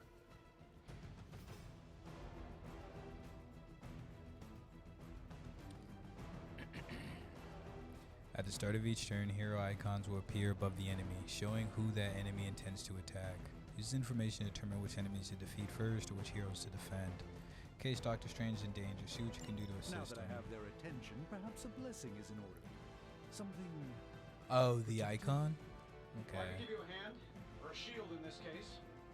In the spirit of cooperation, I'll accept your offer. Skill cards control the battle and gain heroism. Skills with Don't supplemental mention it. effects like healing. And we'll only have certain cards, right? Skills are a great way. I wonder if this game has like what, a cult following? Where is I can't even see Strange, bro. There we go. There we go. Okay. Looks like I got you you, can use bro. this. Put a drone on a nigga. You've done me a great favor.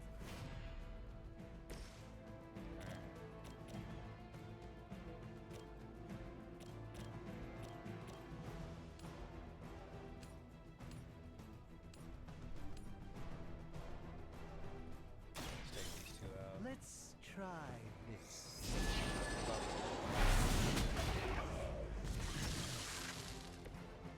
I am a sorcerer supreme, you know.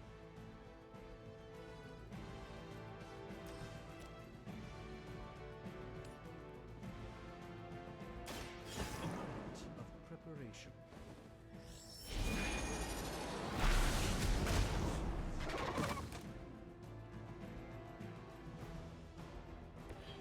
I'm skeptical of your chances, but stranger things have happened.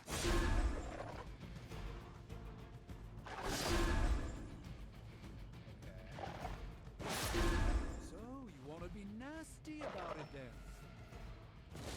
They haven't given up. This out. Tracking multiple targets? I think we pissed them off. Got a spell for that, maybe? Interesting. This is Well, such a good change the very demeanor of our enemies. Calculations of Eros of Titan? If you can't make it happen in the next 10 seconds, I'm not interested.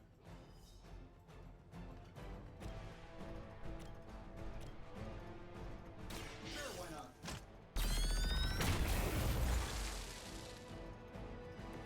Impressive.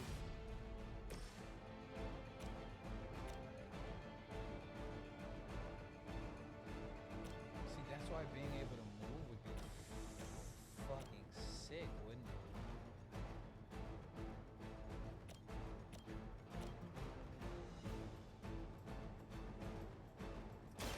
Watch and learn, my friends.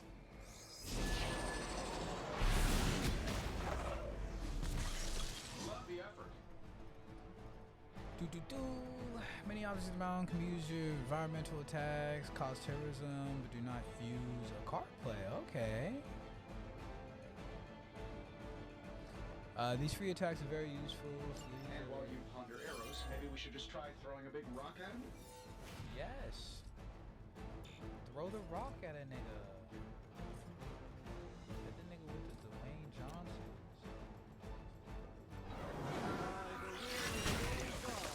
Yeah, nigga.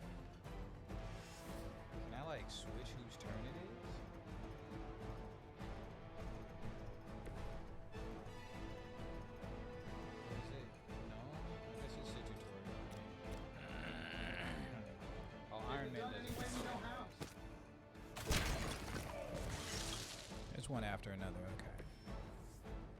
All right. Decent tutorial. I mean, I see the vibe. This game's kind of mid, but I see the vibe.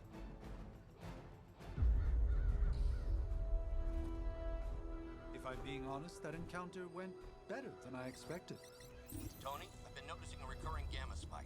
You see, this is why you shouldn't eat spicy food, Bruce. Localized in the West Village, converging on the Sanctum. Wanda.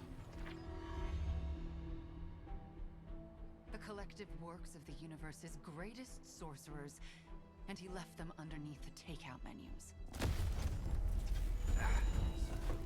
Shifting mystical polarities are wreaking havoc on my portals. You don't say. You okay, kid? Yes. Are you? Let's, put a pin in that. Whoa.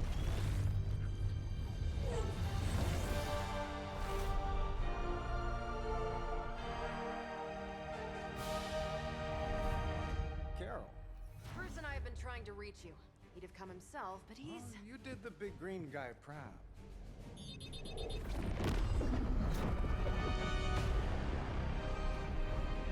I really should up my homeowner's insurance.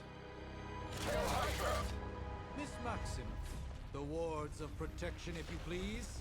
Stephen, I can fight. I've got control now. Then show me by activating the wards. In the meantime, in honor of our missing companion, the rest of you may feel free to smash away. Where the hell did Ms. Marvel pull up from? Do we get to play that? Yeah. Right. I like our chances. Nice one, Carol. Always Use the tab direct to approach. switch between You know I targets. don't mess around. Besides, we picked up some card crazy is gamma selected. readings coming from, well, here. Guessing that explains the Hydra goons and Oh, ominous okay. green lights. Yes, but not while you fail to use the front door. Hi, how about we discuss proper hero landing etiquette after we take down the bad guys?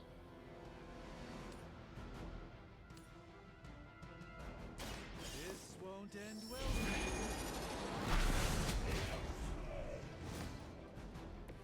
Interesting.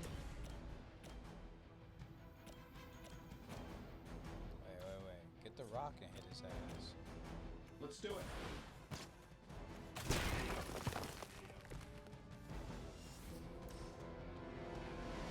There's the rock in here anyways.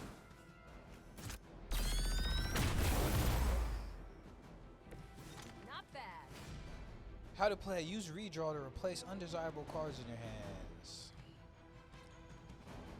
Highlight a card to redraw, then hold R to replace it with a new one. The new card is random, but may be more immediately useful. Last card in your hand, 4 turn being costs 3 at them. You only have 2. Use redraw. How do I redraw again? Is it R? It is R. Sock that nigga in his shit. Watch and learn. I know that wasn't your signature move. Okay. So you get random cards. I guess random from the pool you have. Hostile reinforcements inbound. It Oh will my take more than that, gosh. I'm afraid. You can move. There you go. Each turn you only have 1 free move.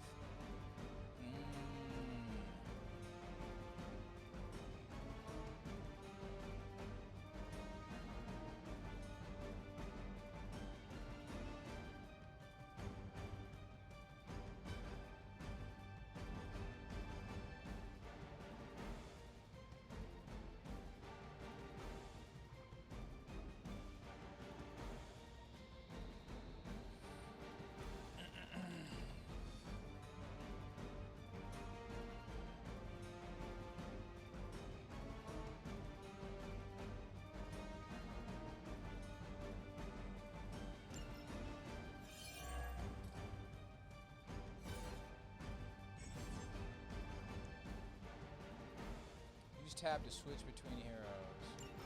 Nice.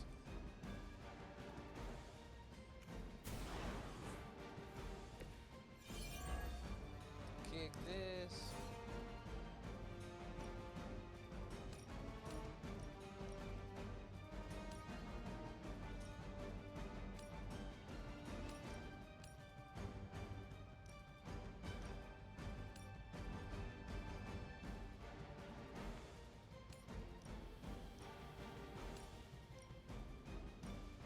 Sure, why not? How that's gonna make that.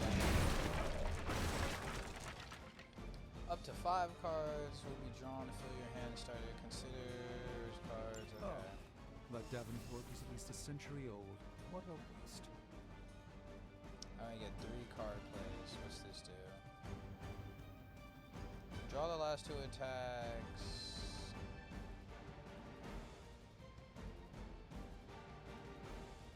Oh, that's pretty good.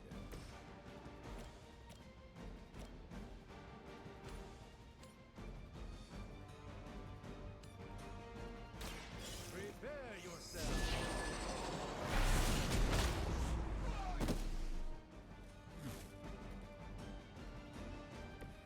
Nice move.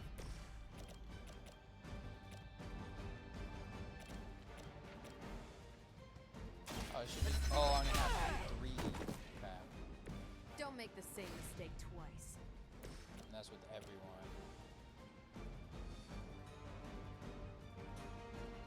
This shouldn't take long. I gotta say, the whole Hail Hydra thing is pretty stale. Got any new material?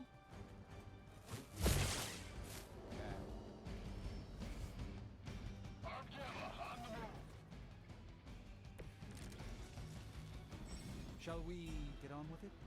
Yeah. These guys just keep showing up. Right. They are surprisingly relentless. In any event, we must provide Wanda the time she needs to activate the wards of protection. What does this do? Line.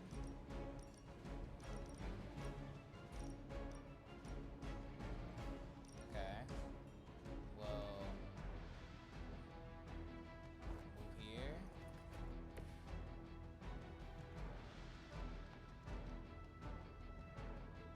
I only get 1 move.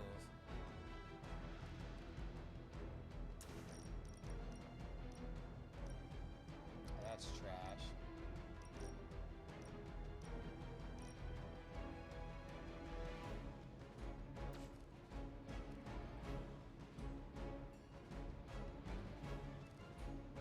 Okay. Oh my gosh. Okay.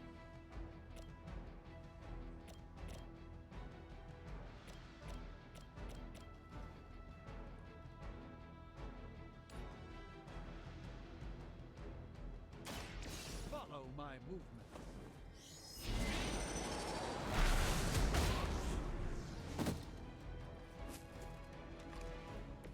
I hope this is one of the stronger arms. We did come all the way here for a fight.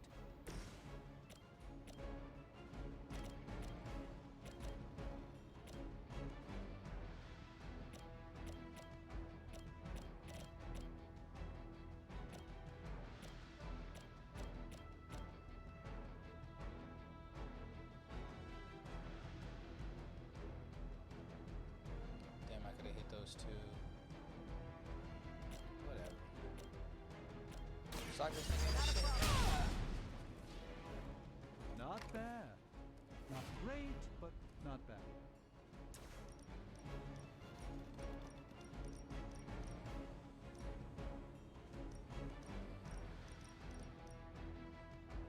Oh, cool. Save this one just for you.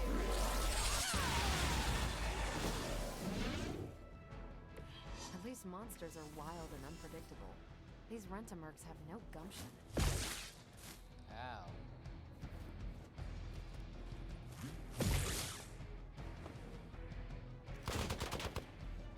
Ow.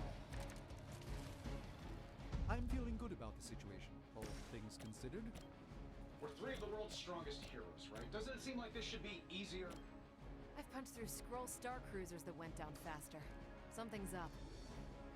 Yes, I Hydra has clearly raised their game. I have a terrible suspicion as to how.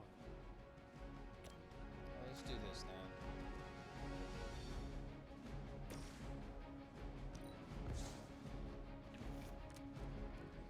Cool.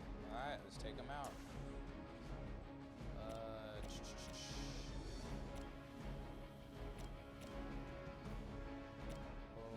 We'll do like that'll work. You and Marvel Hope can take Hydra out has good insurance. this nigga. Ready up. Then Strange go fucking Interesting tactic. stupid. Put this nigga to the ground.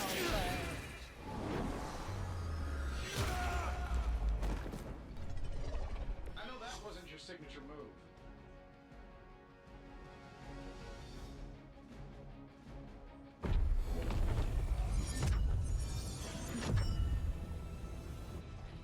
The wards. Something's blocking them. Not something. Someone.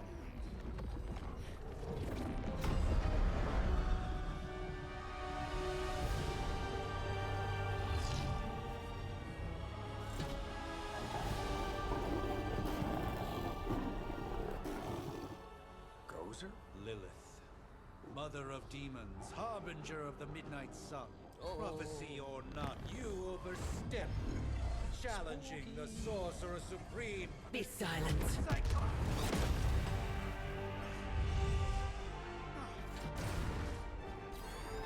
Be still. What just happened?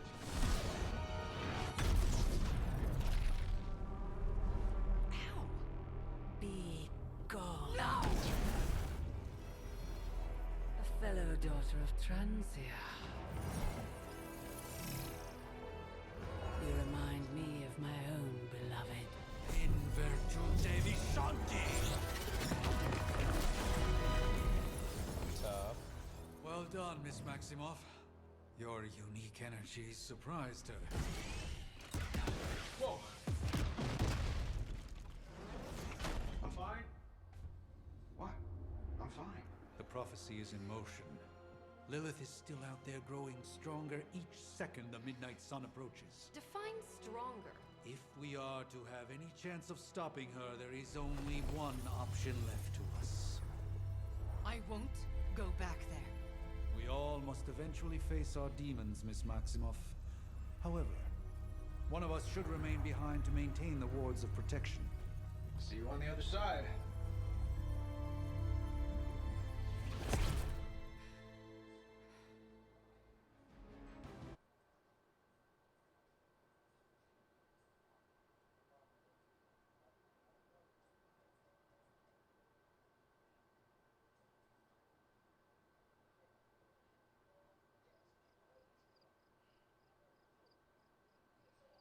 All right.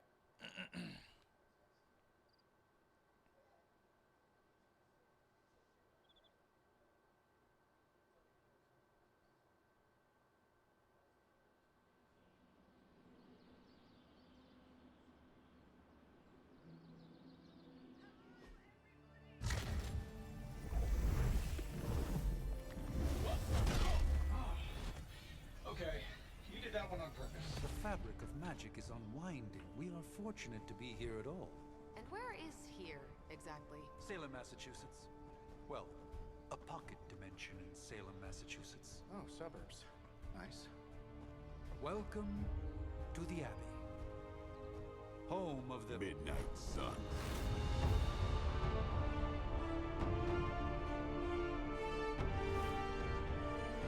What the hell is this? Lilith's Junior Demon League? Wait, it's that jerk from TV. Which one? Now, if everyone would just take a moment. Enough!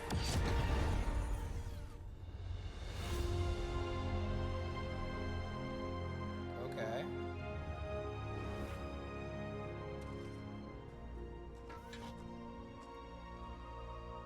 You're standing on my flowers. Oh, been a long time, Sarah. It's caretaker now. If I could have avoided this moment, I would, but... Oh, spare me the speech.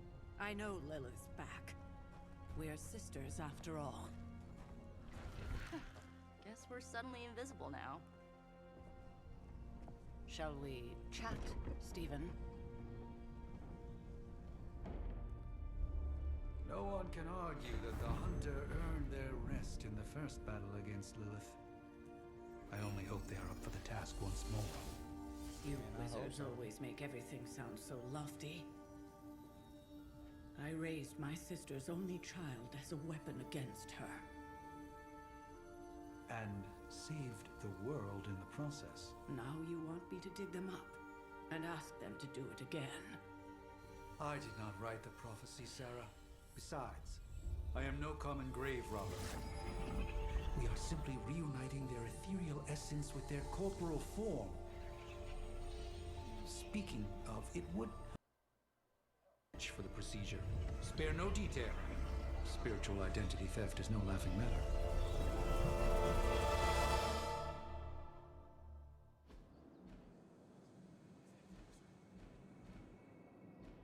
Already looks so much harder. Alright, let's do it. Let's see though. Oh my gosh.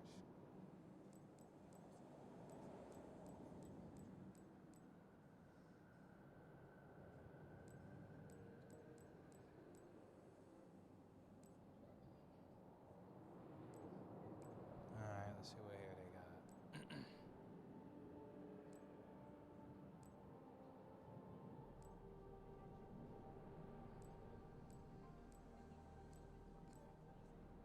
Hey, give him the Caesar. Caesar.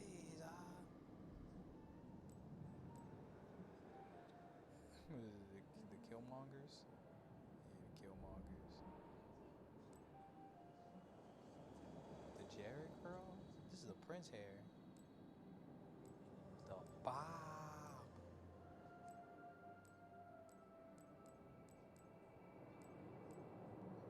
I'm not gonna lie, this is probably the artist.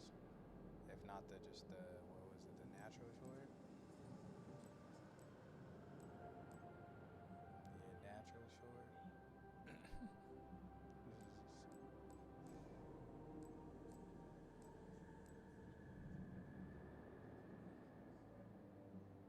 Okay.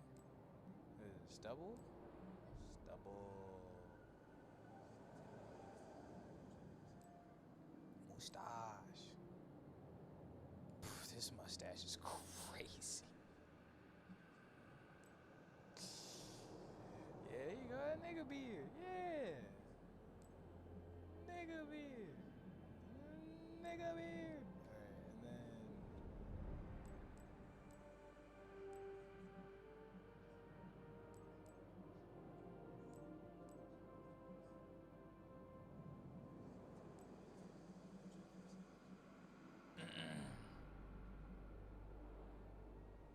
that's it, bro. Me and Blade. That's it. It's finna be me and Blade in this bit.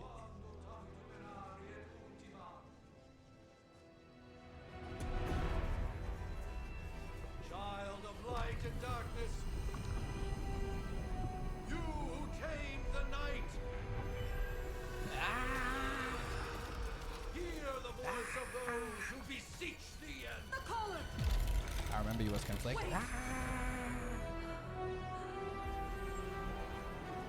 You must be important. She came in.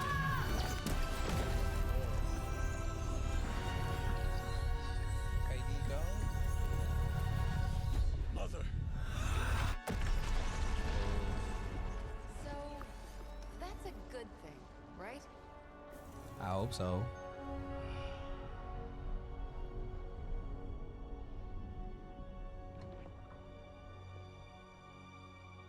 Sarah. Where is she? As far as resurrection spells are concerned, I've seen worse. Particularly on myself. Tony, come on. It's perfectly safe. That thing wakes up and takes a bite out of you. Don't blame me. Visiting hours are over. You can't stay here forever. There's nowhere else I Here's should be. Blade's voice line. Just saw that Stark guy poking around behind the mirror table. Find me as soon as they awaken. And Blade, be nice. You know what I mean? Young Eric Brooks. Always am. Eric Cooks. Yeah.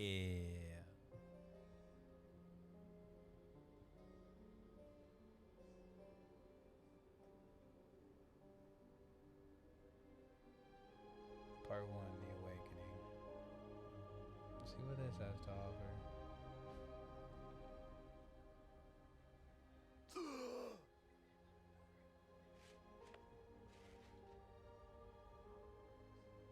So cold. But the air burns with every breath. Has it been so long?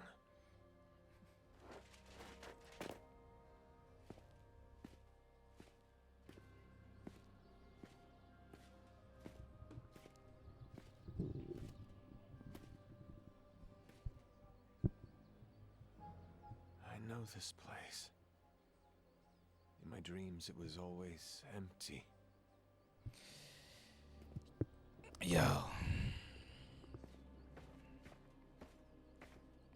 But now I sense I am not alone. There's Blade. What's up, Have to nigga? admit, Hunter, you make one hell of an entrance. What up, my guy?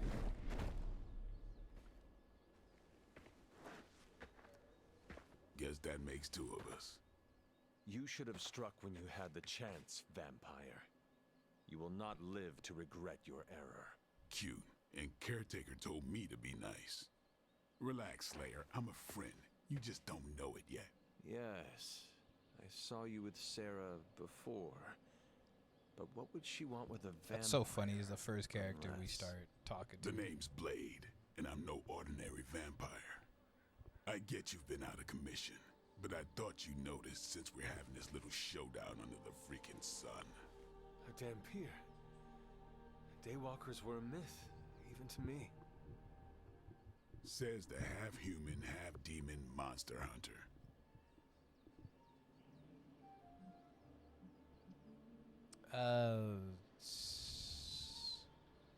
Fuck about me. What's up, Blade? I do, and I must admit I'm curious. Tell me more Tell me, about your Daywalker, lore. How did you come to be? Long story, and it's still not over. Damn. We managed not to kill each other for a while, and maybe I'll tell you one day. I accept your challenge. Right. As much as I'd love to see how much weirder this conversation can go, we should probably get moving. Agreed. The prophecy is in motion. I can feel it. We have wasted too much time here already. Man, the others are really gonna love you. Others? Yeah, you've got a little fan club, I think. But why spoil the surprise? Hope you're up for the challenge, chosen one.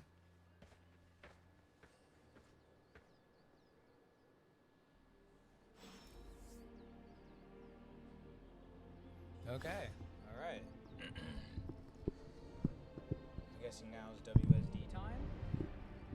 Yeah. All right. Where do we go? Oh shit, I'm moving in this bitch. I'm moving in this bitch. All right, where we at? What happened? Speak to Nico? I got you. I got you. I got you. We'll talk to you. Let me run around and shit. Get my bearings. What can I do?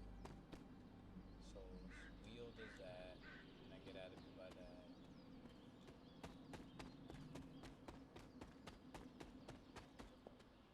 Hold up. Did I miss something? Hey! Hey!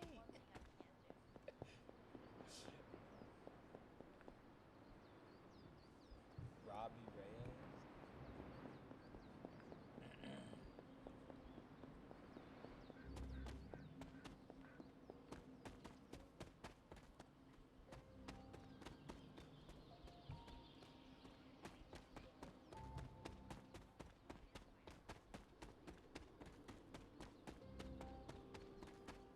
Oh, they're talking.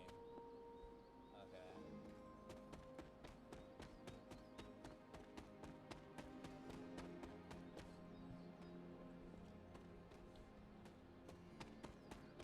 An eye on things, blah, blah, blah.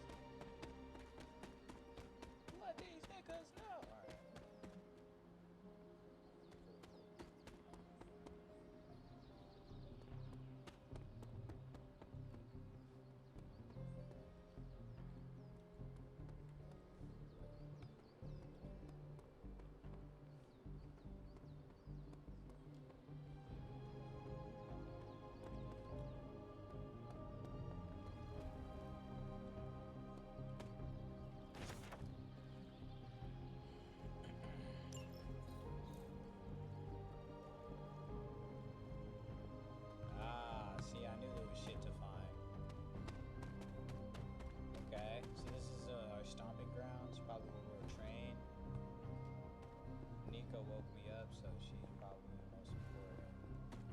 She'll probably stay on the set. And if there's only, I think I read somewhere it's like 3 of us. So it's me, Nico, and Blade, unless his character's ass. Collecting the masterwork, condition of paintings, stabbing walls.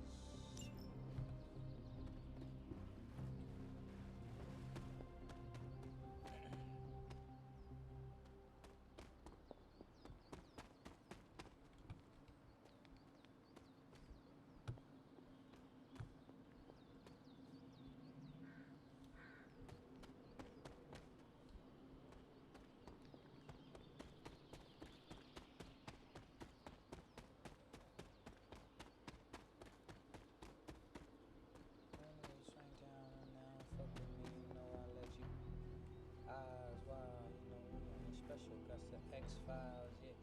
Game, don't do this to me now. Thank you. I was like, bro, nigga can't jump, bro. You can't just put him. This is which sign? Okay. What's up? What's in here? What's up? What's in here? So far,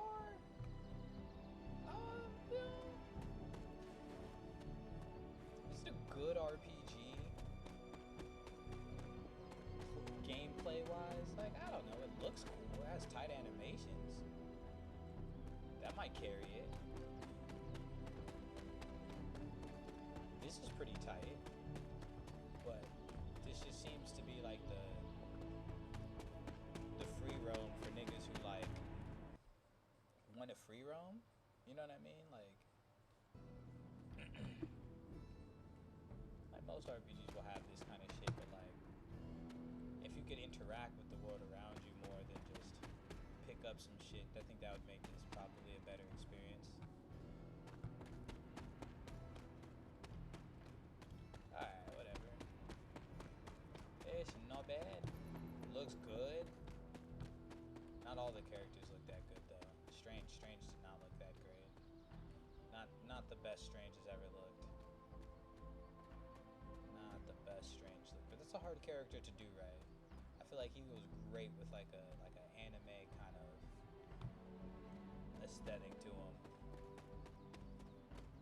And not just for Rivals, like even that Strange fucking animated show. Danny Storms leaps into the sky and blazes bright, showcasing exceptional by extreme control. His card represents abundance of energy as well as optimism and joy. Complete item collection to gain special rewards. Oh yeah! Right. It's more to find. It's more to see. It's more to life than just me. Oh, what a life, oh, what a time to be. I was blind and now I see. Oh yeah. Alright,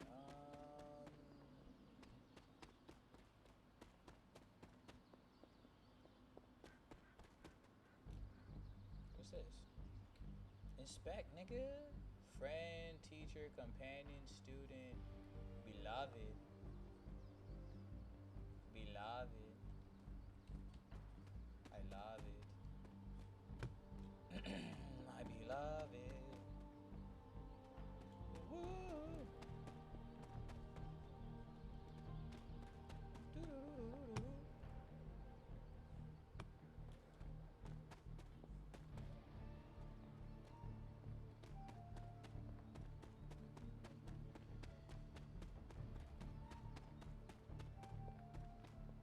So, do you actually have the key? No, I didn't pick it up. I don't think there is one. There might be something we go back for. I think I already went left initially, but I didn't go straight to the wall. So let's hug the wall. See? Okay, and then another one.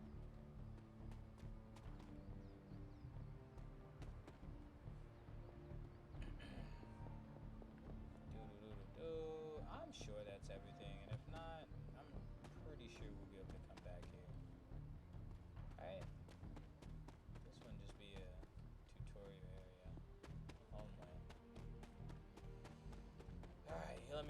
game. Appreciate it. Well met. What's up, Magic? Hunter. Not sure if you remember me, but we met briefly before. I'm The witch who called me back from the grave. Told ya. or Nico, but either works. And this is Robbie Reyes. Oh man, never thought I'd be standing next to you. Got quite a rep. I mean, caretakers told us stories. That's Ileana. Привет. And I think you already met Blade. Of course. Caretaker has reformed the Midnight Suns. Whoa. How did you? Your power. I can feel it. I always do. So, welcome home. I guess we... I never left. Right. Well, we can fast forward through the tour then. The Abbey is still, well, you know, the Abbey. Basic stuff. Dorms, war room, library, a few places to chill, and, whatever the hell the Forge is. Have to say, for a haunted transient castle raised on the cursed grounds of Old Salem, it's pretty cozy. Of course, that doesn't stop us from adding some improvements. We can all thank Robbie for the Wi-Fi. Oh, and one more thing. We've got some new house guests now. You think we're a fun bunch, just wait until you meet them. Speaking of, we're here. Yeah, okay. Spend 10 minutes in this place alone, Bruce, then see. Oh, gotta go. Show's about to begin.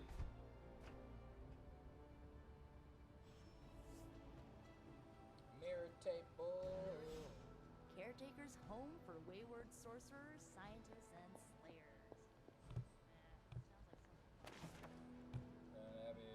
Taking a big risk with your chosen one. You act as if I'm thrilled with the situation. If you're concerned, then be all the more vigilant out there. More lordery? Easy for you to say. Nothing about any of this is easy. The last thing I thought I'd be doing this morning was bashing Hydra heads across the Sanctum Sanctorum. I am so glad I decided to watch the Hydra heads last night. Yeah? Tell that to one. That was Lilith, huh? It's a real 90s album cover vibe. At least they don't have me stationed in some musty old dungeon like Strange and Stark. Yeah? Let me guess. Blade gave you his welcome speech on the way in. You should have heard mine. Still have it somewhere on my phone, I think. I wonder if you ever ran into any of my predecessors back in the day. We, tend to stand out. Sure. I mean, technically you were here first, but don't expect any special treatment.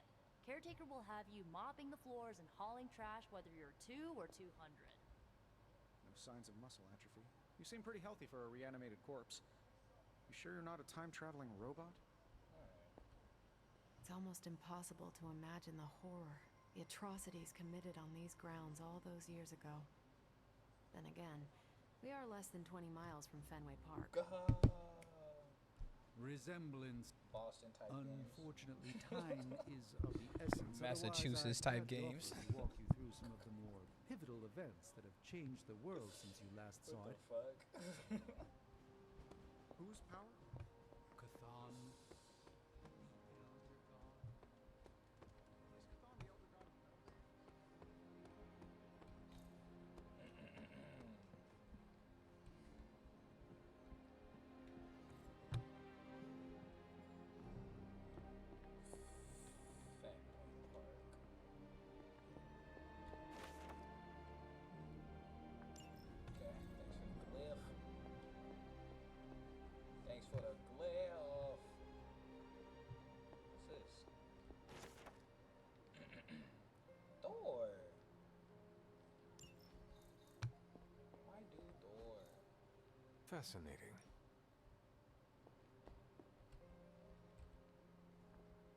What you read?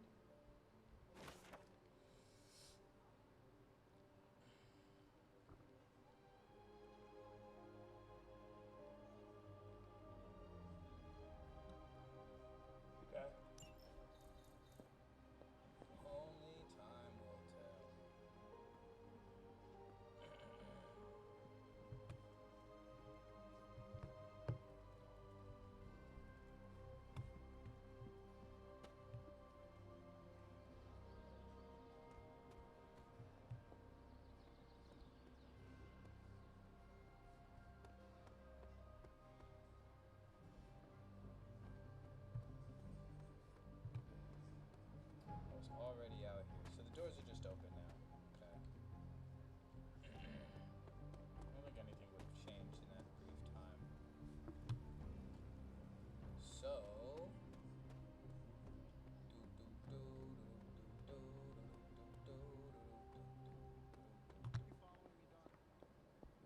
What's in here? Can I pick up some shit? Nova? The star.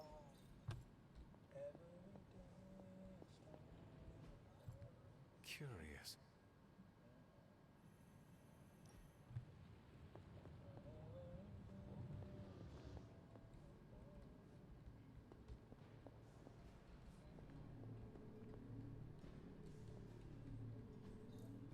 That is something. Okay. Intriguing.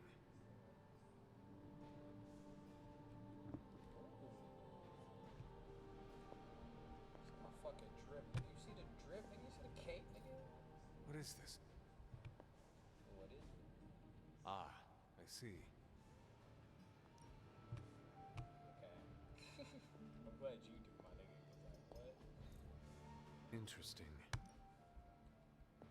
Look, some older. Fascinating.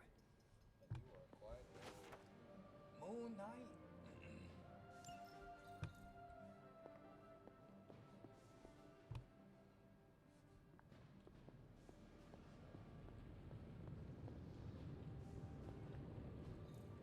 Intriguing.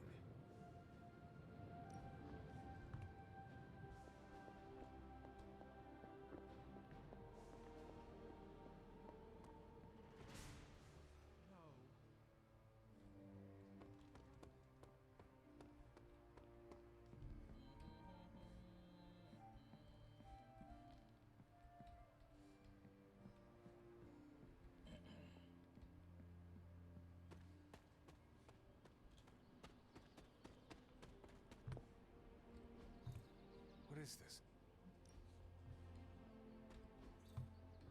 Curious. Ah, I see. Okay, a whole lot of. Whole lot of.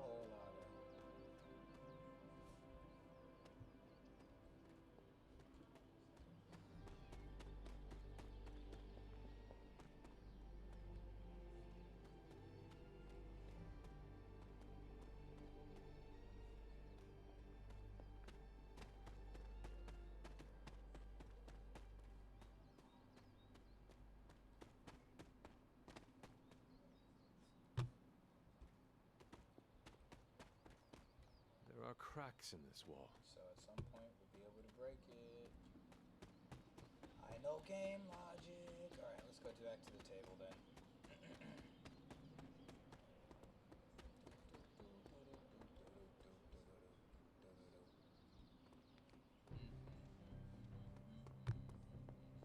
Relax, I'm just spinning him up. Well, let's talk. I wish we could get you settled in, but things are already pretty hectic around here, kiddo. Starting to feel like the old days again. If I were you, I'd probably be looking for a hot shower after spending 300 years in a tomb. Things are likely to get pretty hectic around here, kiddo, just like the old days. Take some time to adjust while you can. So I can't read the book, it's just this. Prophecies be damned. It's good to see that face again.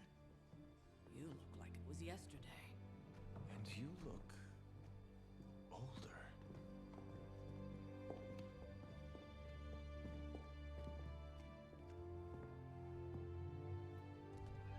How long was I in that crypt, Sarah? No more than a few centuries. No You more. were Some missed. Centuries? And what of Lilith? Fallen by your hand. Until now. Yeah, so speaking of Lilith. Tony? What? The kid's literally speaking of Lilith. Tony. That's my name. Tony. That's Carol and Dr. Spooky over there. Here to help. Help with what, exactly? Young Danvers. Oh, I don't know. Throwing the magic amulet into the volcano? Smiting the dragon mother? You tell us, kid. You are the chosen one, after all. Do you recall anything of that last encounter, child? There was a voice. The rest is hazy. Oh, a voice. That's it? A voice? That's what we have to go on? Results of your long crypt sleep, most likely. A minor inconvenience. Everything required to restore those memories is contained within my sanctum.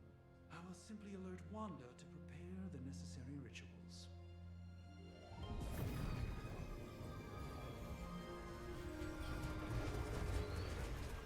What?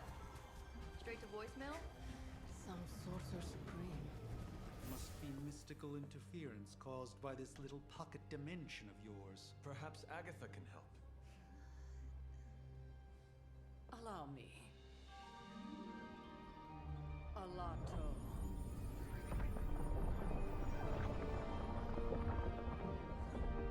Whoa, what kind of network you running there? The all-seeing eye of Ereshkigal who judges. Bound to enchanted Babylonian soul glass. We just call it the mirror table. Wanda! Dark force, pushing against the wards. Stephen, where are you? That's impossible. Nothing on Earth could possibly affect those wards. Wanda's in trouble. Wanda is trouble. I'll go. You'll Hell need yeah. my help, of course. Me too. Then let us make haste, Dr. Spooky. Our hunt Yes, begins Dr. now. Spooky.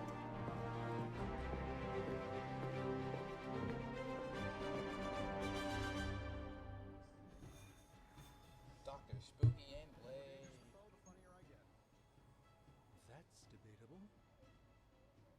So, With everything going on right now, we simply cannot afford to lose contact with the Sanctum So or the Wanda. Force is a team on you. I Crazy got you. indeed. lots of new blood around here. At least this first mission. Seriously powerful headliners. Powerful, yes. Ooh, dual wield, nigga. Okay, alright, dual wield.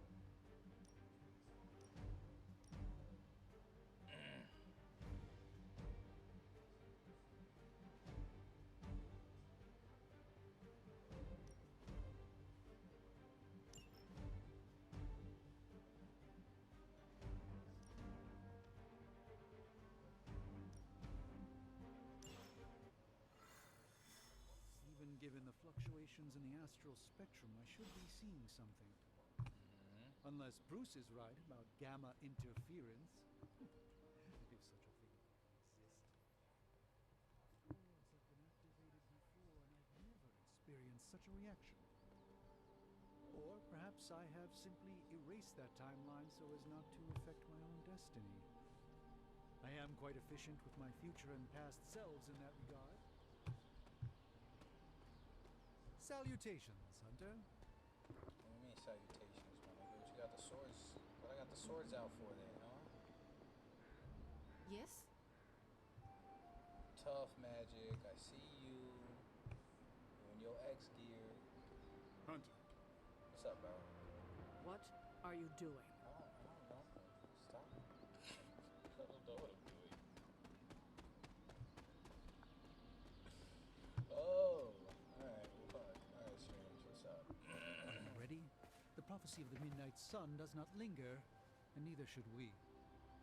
Lilith possesses the Darkhold. If she forced her way into my Sanctum Sanctorum once, I suspect she can do it again.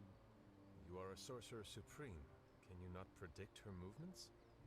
Normally, yes. But since your mother breached the Sanctum, my sense of the future has grown volutinous in nature. Is that another language, or...? Fuzzy. My predictions are fuzzy. For the first time as Sorcerer Supreme, I cannot foresee how the future unfolds, and with my apprentice in danger, we cannot tarry.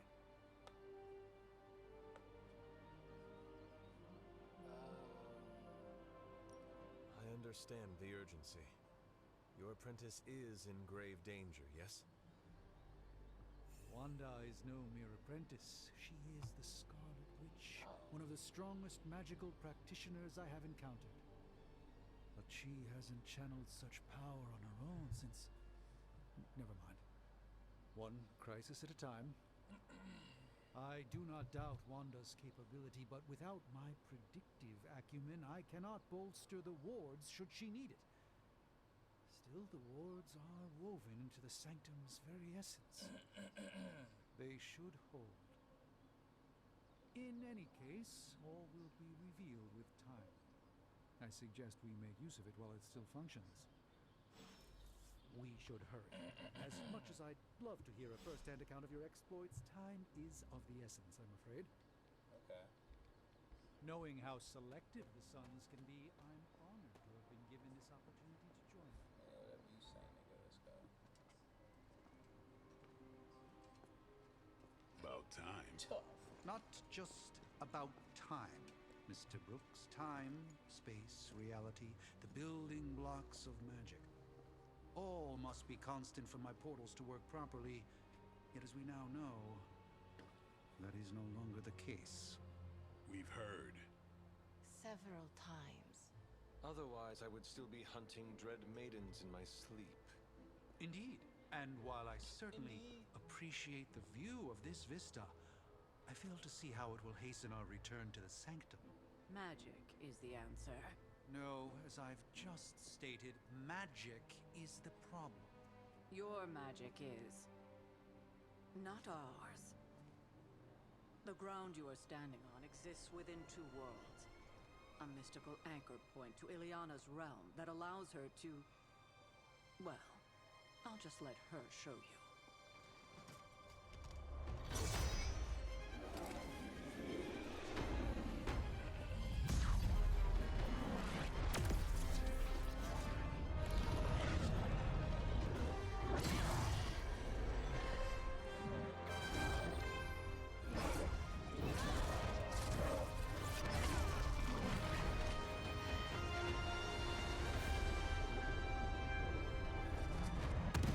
Any more questions?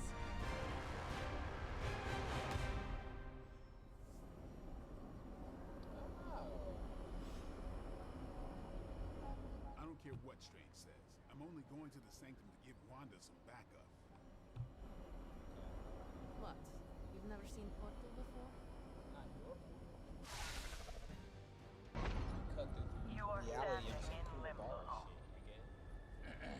Nexus of all Way tougher reality, than that, nigga. both real or otherwise. A chaotic but secret realm beyond the influence of Lilith. Thus far. Are you certain of that? Because I am sensing all kinds of... Dark energy. That feeling you're being watched.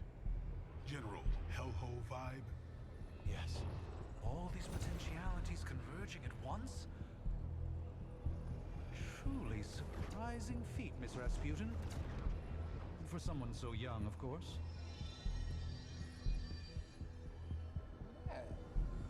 You think this is crazy? Wait until you see Manhattan.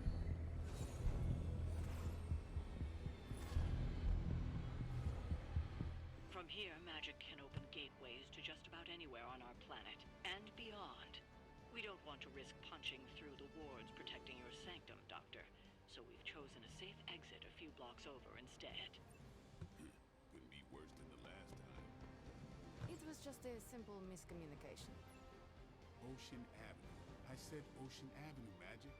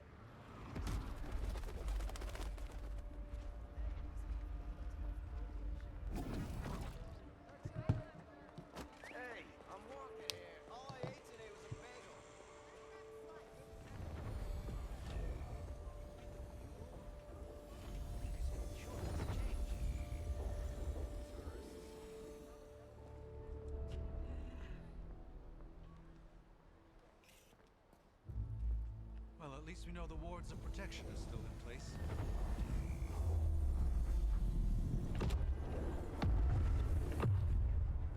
For now. I suggest we hurry.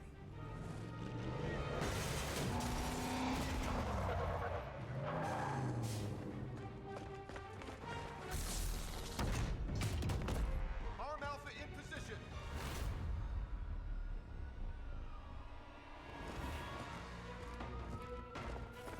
No one's getting through. Welcome to New York.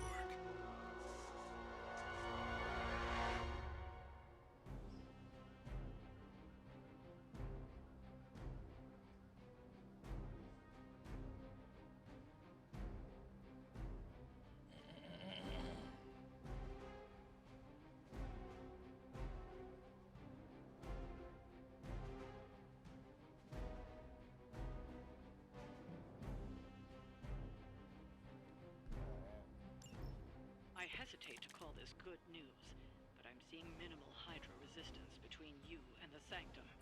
Looks can be deceiving, I'm afraid. There's no way these foot soldiers are behind the disruption of the wards of protection.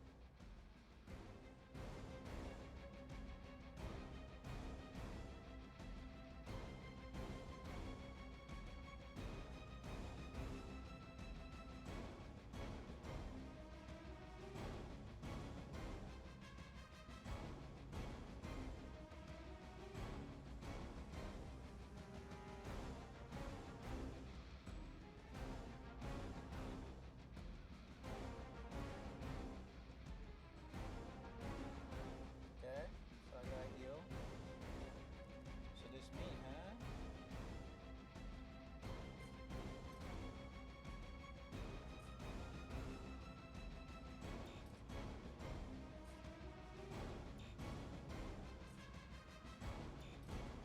Why not? The fuck not?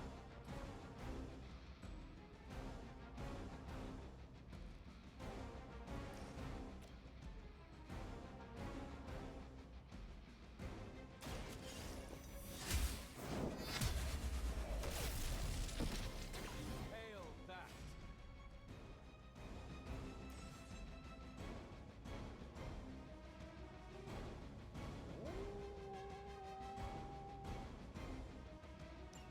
Okay.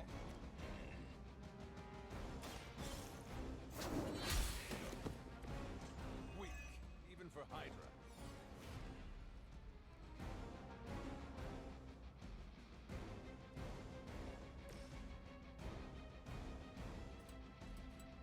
Wait, what?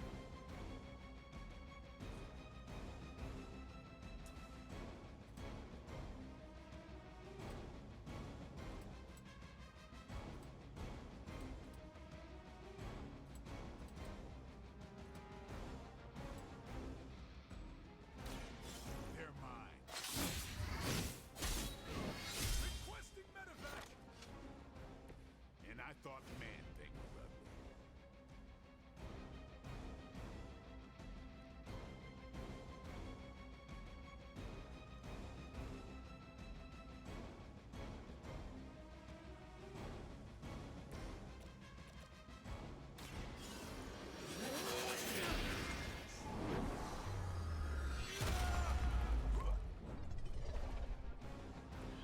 Maybe you should teach me that one.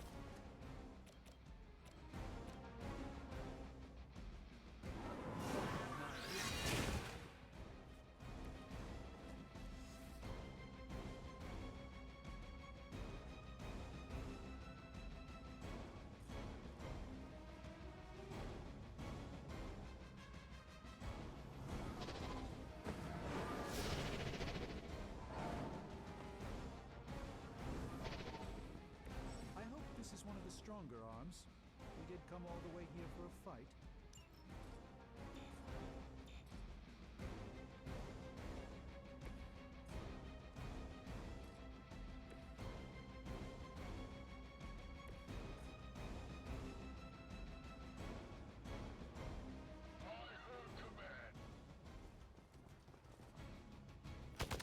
Lucky shot.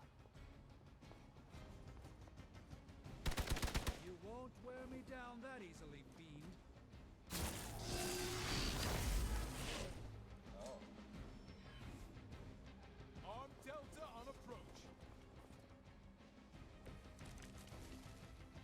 gamma spike we detected in your area seems to be growing. Let's assume that's not a good thing. Gamma or not, I feel the hand of my mother at work here.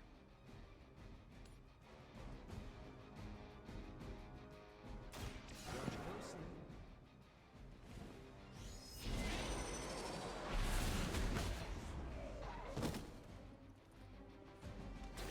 That's one hell of a move.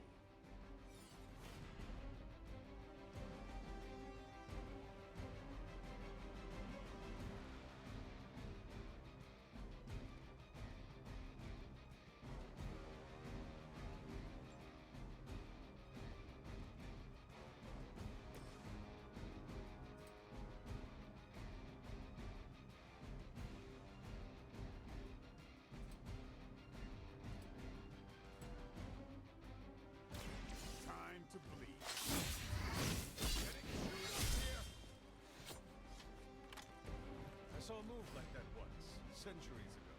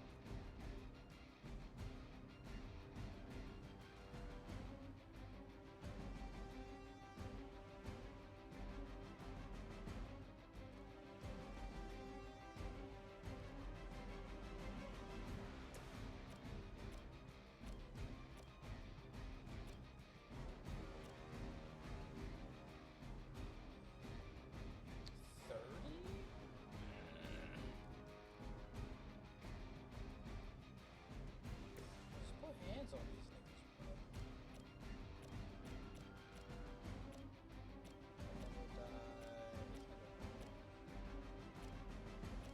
Yeah, let's get ready.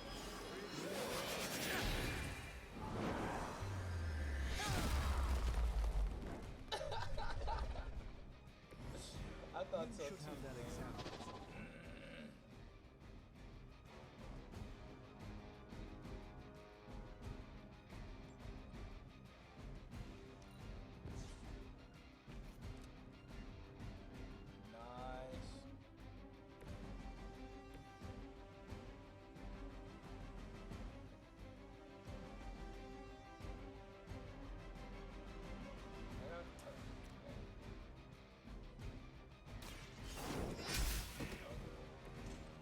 You're lucky to still be breathing.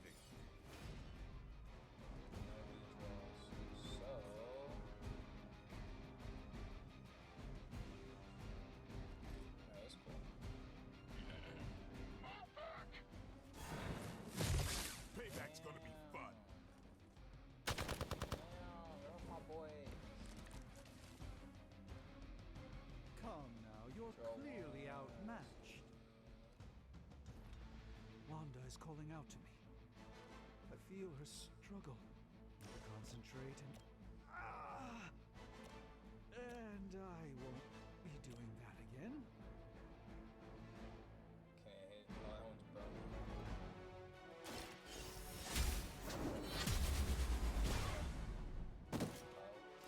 Interesting tactic. As a child, I feared the servants of Lilith. Now I teach them to fear me. Oh, it's two? I don't want to do that.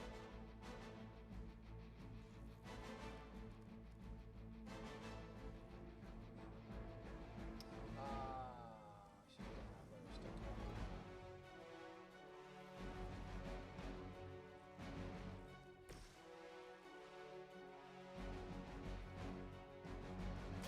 Let's give it a go.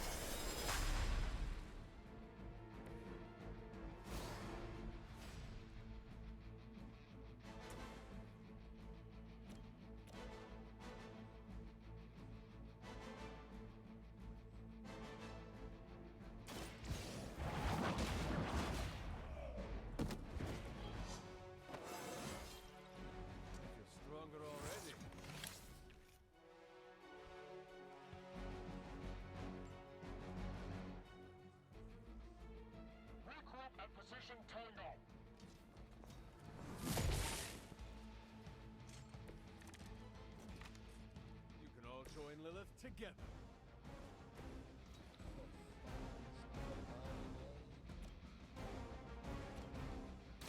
About Blade. Get one out the way. I'm at him. That's the spirit. Back 10. What?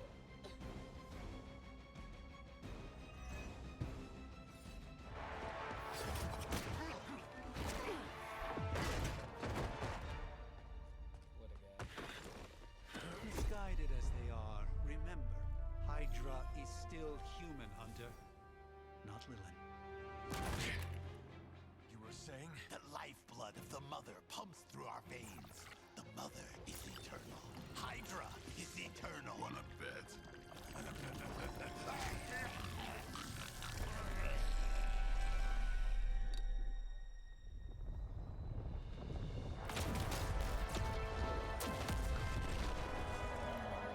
Wanda! Wards! Weakening! Cannot let them fail!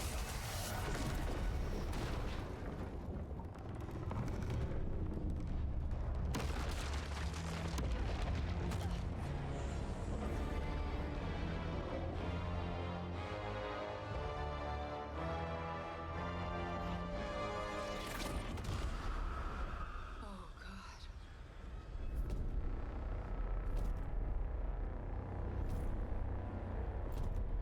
Exactly.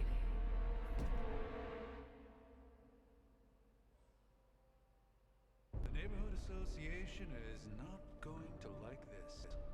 No. I'll handle it.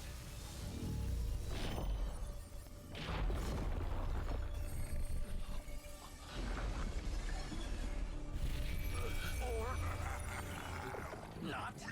Do not fear your magic, little wizard. We have answered the Mother's call. We are venom to all who oppose her.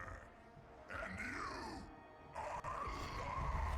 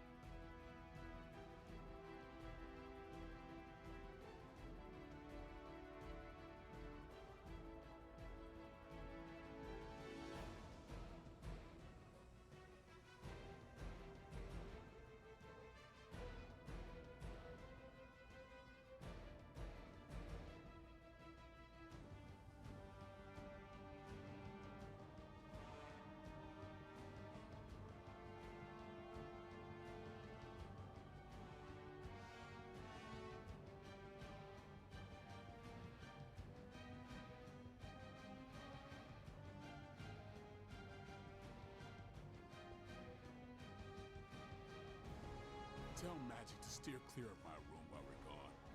And it better not be snowing in there again when we get back.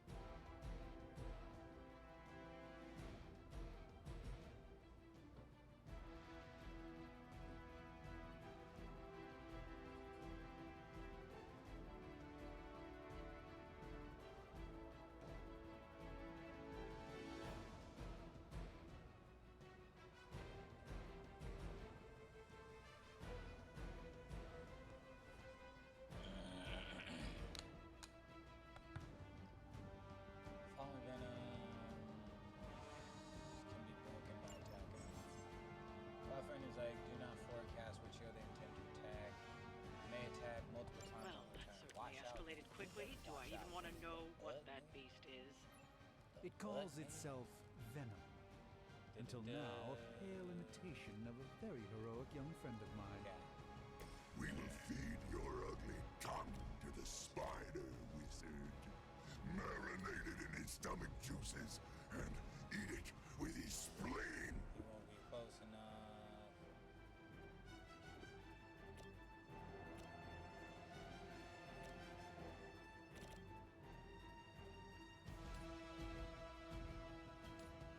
Let me show you the way.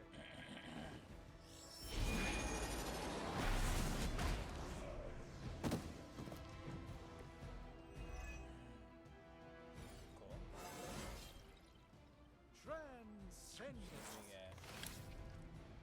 Watch me well. Now I mean ain't.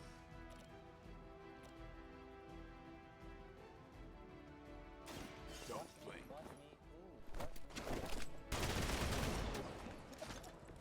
Give the mother my regards in hell. Hell yeah.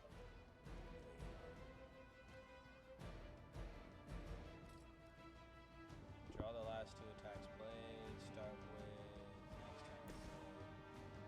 next turn. That's 3.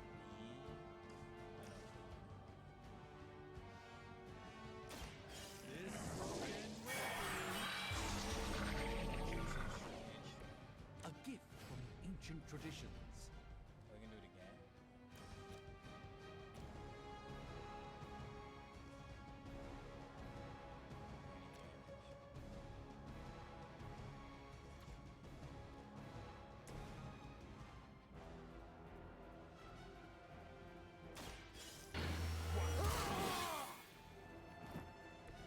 Should get the blood pumping.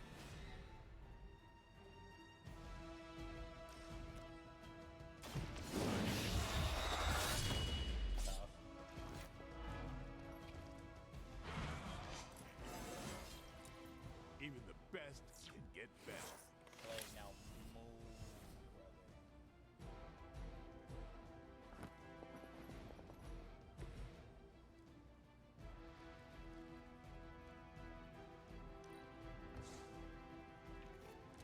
Nice to heal.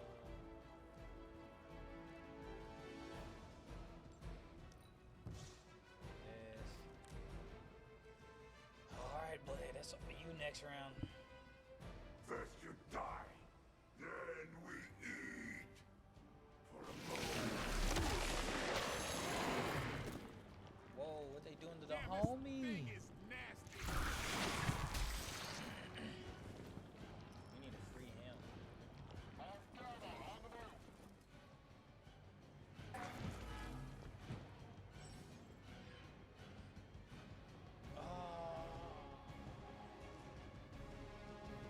Okay. This house belongs to Mother. Does that count? And you belong to her. We should start with your juicy entrails. Then slowly savor your delicious brains. Are the rest of your mother's children so chatty? Thankfully, no. Get ready. Not bad. Not great, but not bad. Listen, bro. Let me cook. Okay, This is gonna hurt.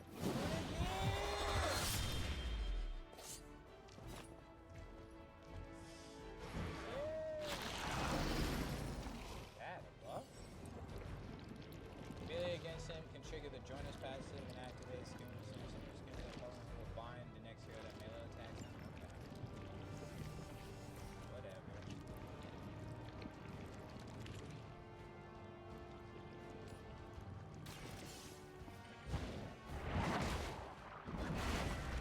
Oh yeah, I You were can throw too weak rocks for and this shit at fight. niggas. Why not? Behold the light's gift. You've done me a great favor.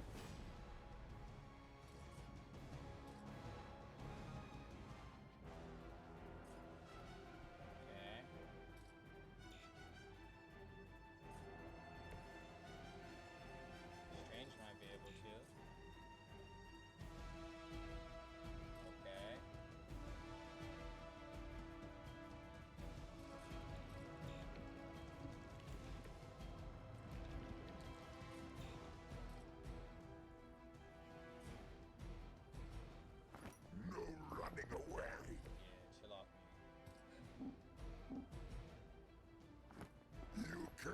escape her wrath.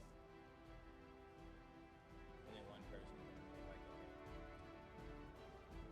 You are puny.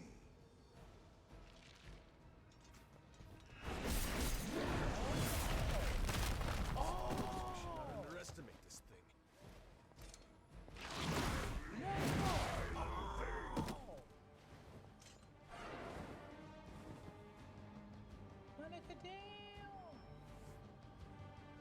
We are being reinforced.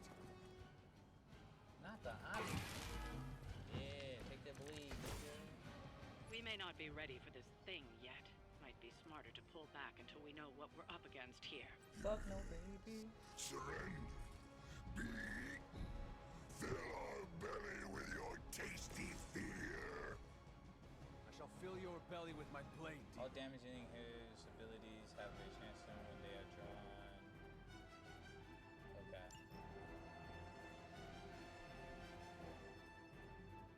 2 acts?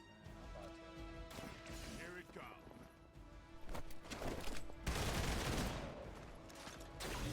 These fanatics are always the same.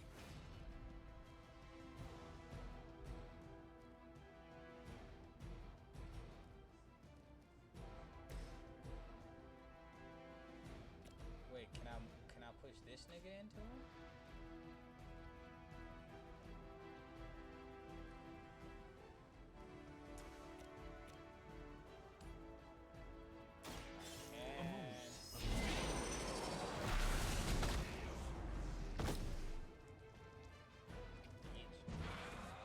Fragile, but not as fragile as you.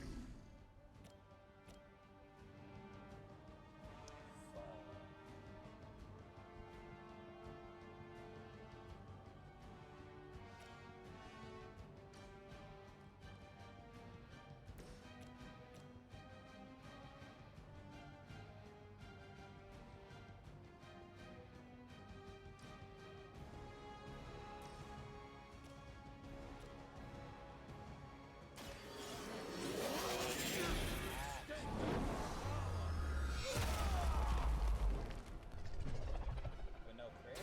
It's always some kind of rings or winds when you die.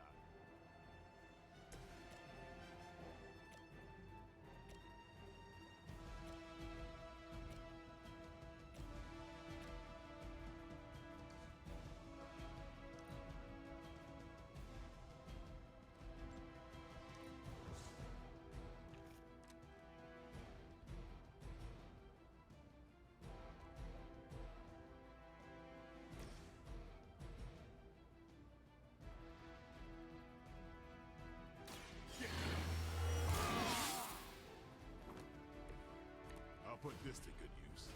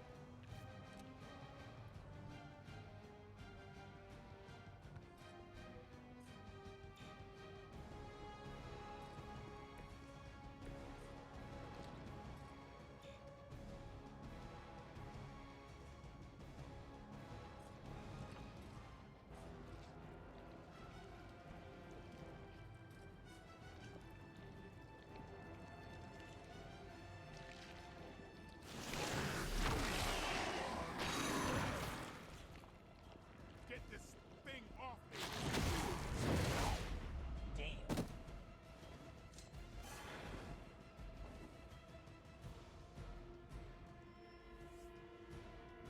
We haven't quite broken their spirit yet.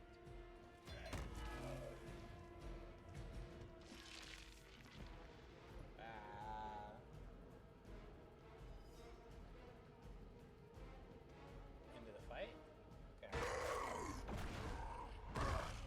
No escape from me, demon. Hold up. We don't know what we're dealing with yet.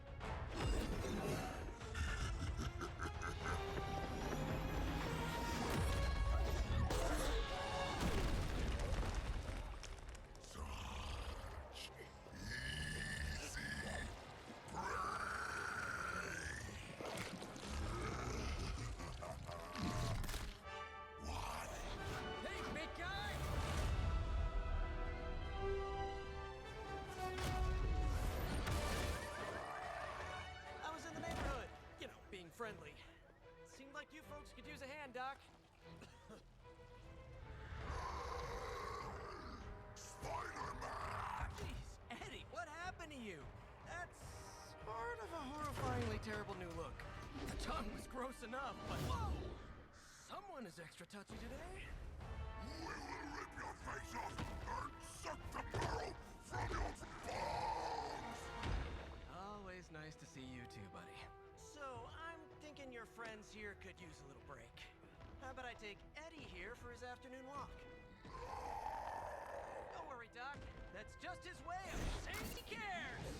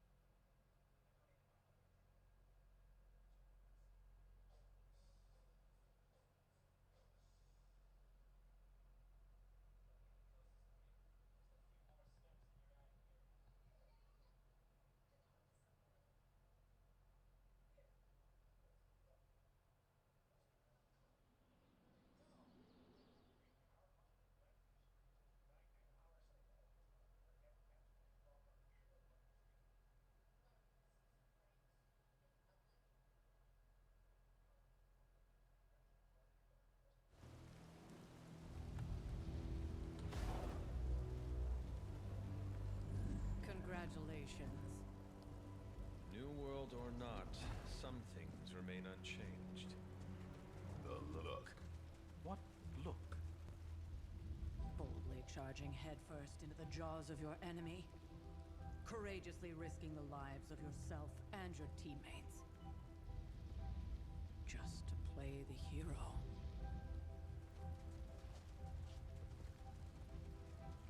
This is the Fire Dragon all over again. Fire Dragoon. My memories may be fragmented, but as I recall, I killed the bastard. And all it cost was a village. Ah, of course. I see it now. The look. Cut him some slack. It wasn't that simple. It never is. Which is why I sent you to help. If Spider-Man hadn't come along today, we could have lost far more than... Then the Sanctum? Or Wanda. She means I could have died. Again, putting an end to her eternal crusade against my mother.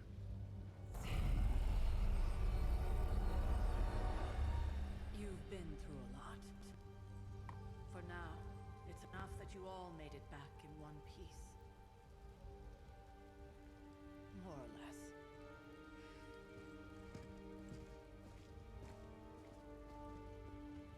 We'll talk more later. Get some rest.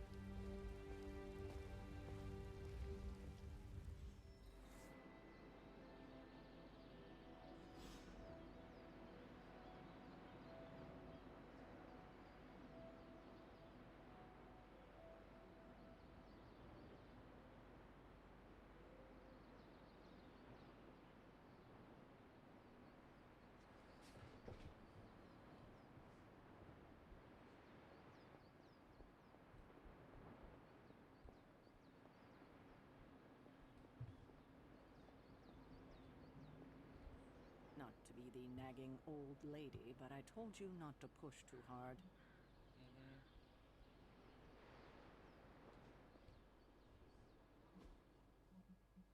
What does leveling up do? What'd I get?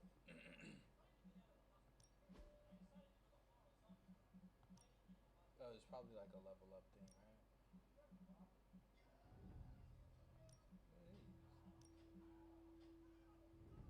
These are quest items?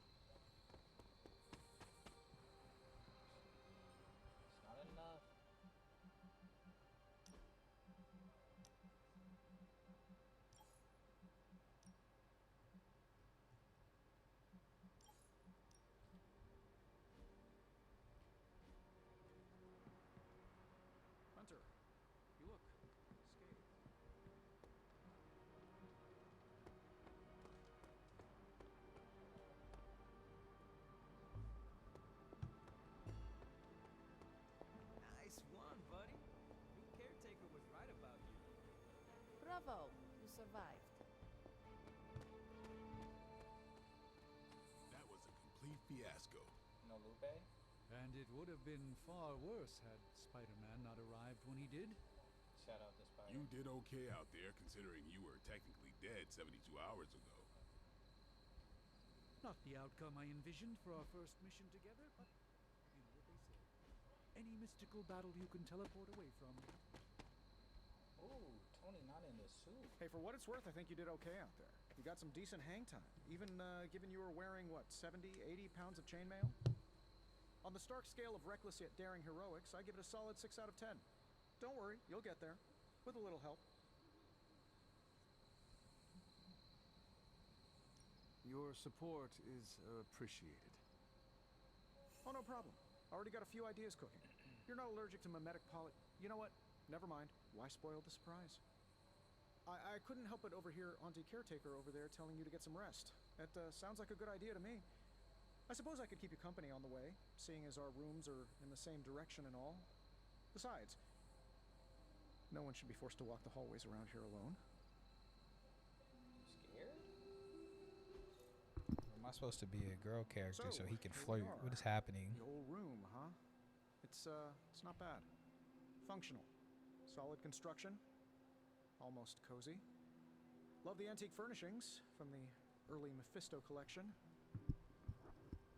Full transparency, Hunter, there's another reason I asked to join you here, other than my abject terror of this entire facility.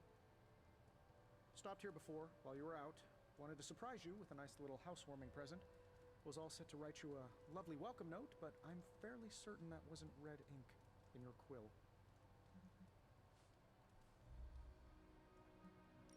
But I do not have a quill. Even better. Relax, Tony. I simply jest. It is an ink derived of the spider lily flower. Red spider lily flowers. Of course it was. Obviously. With just a touch of amphibian blood for power. Haha! Another zinger. And we'll just leave it at that. Well, I suppose I should leave before whatever monstrosity that is most definitely hiding under your bed jumps out, rips my face off, and then proceeds to feast on my soul. I'll leave you to it. May your sleep be filled with pleasant dreams, Tony. Right back at you. Oh, and if you hear the shrieking of a grown man, please ignore it. It's just me, walking to my room. Okay.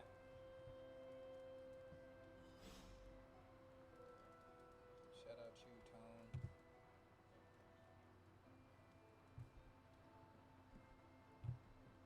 Hi, I'm Tony Stark.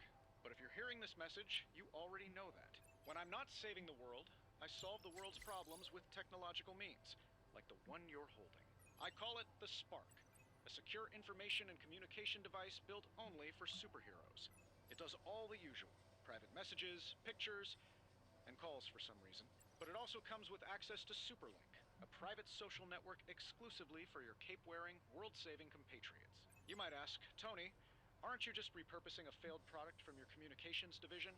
If you do, I'll revoke access and let everyone else know you're a jerk. I call it the Wonder Man rule.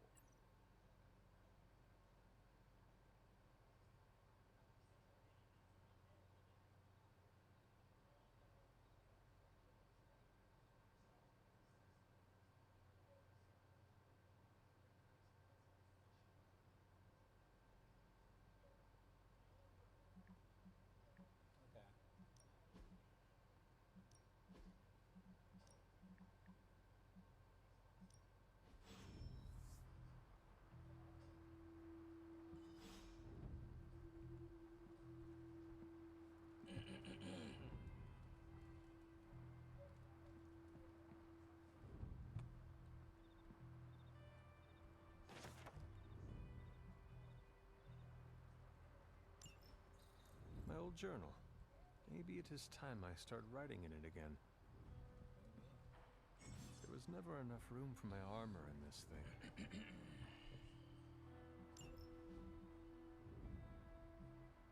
No fucking drip. No fucking drip, man. This ain't drip, nigga. No, it's okay. It's okay. It's probably the best one.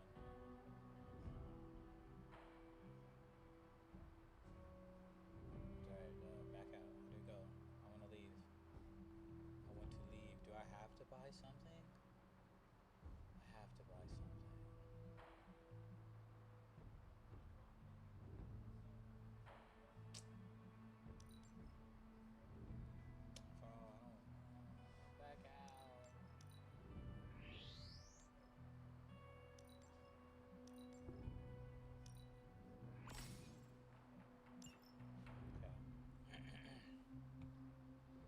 still got a choker on, bro. Maybe I should have made her a woman. We were all so happy then. Diamond choker, alright, man. That's not gangster.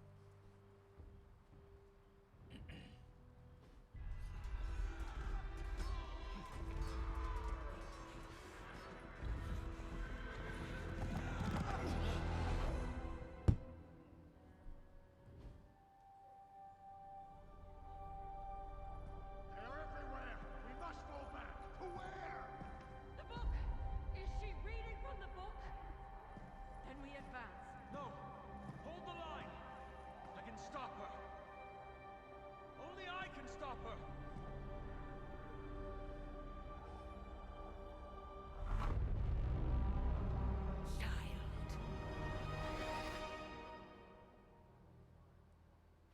Oh, damn. Oh. Charlie! I know. I missed you too. Let her enjoy the moment. She's been visiting your door every morning for the past 300 years. Oh, it must have been so hard on her. Not just her. I suppose that's why I might have been a little curt before. A little. You already made the See what they doing to the HBCUs, bro? Maybe I'm in no rush to You see how it has nothing to do with We fucking. do not choose our destiny. But we can choose to duck. First lesson you ever taught me. And still the That most shit get me hot, bro. especially now that you have all these eyes on you. I have noticed. This has nothing to do with that, being nigga. of myth and Direct legend. threats to hate. That's what I'm Grand saying, bro. hero It's of the old. people ain't fucking And they're empowered, right. bro. You Them are niggas a are hero. stupid, and if most people can see that, then it's cool. We can But I move also past know it. the But, battle bro, that rages within your soul. It's not enough that you are a hero. You need to decide what type of hero you will be. I am sure there will be plenty of opportunity for that in the days to come. For now, I would head to the forge. Our new guests are eager to show you something. This was a lot easier when it was just you and I beheading the Dark Legion as we traipsed through the woods. Don't forget about Agatha. I never could.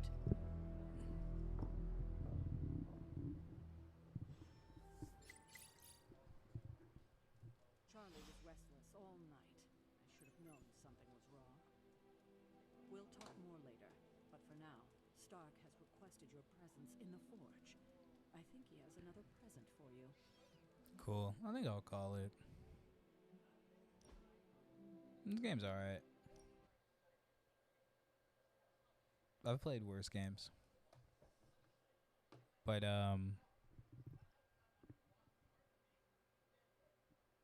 just fucking crazy, bro. That's so crazy, bro. Like, that not crazy, bro? I think that's pretty crazy, bro. It feels pretty crazy, bro. On some, like...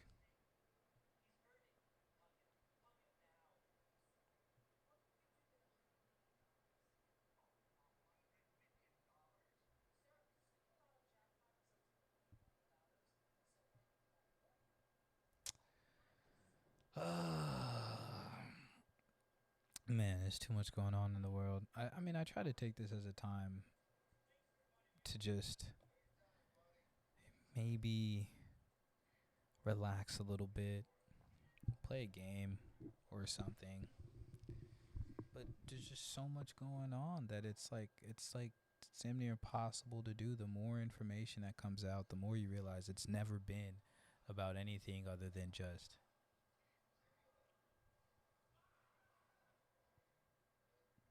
what people think is right and wrong. And people see it black and white. And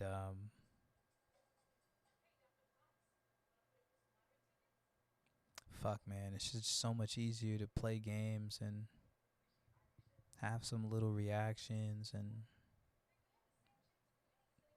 not care about how things are going. or ugh. And I'm not like a political activist or like any sort of leader. So in a way, it's like I don't have to. But to be completely honest, man, it's worth losing myself for, I think.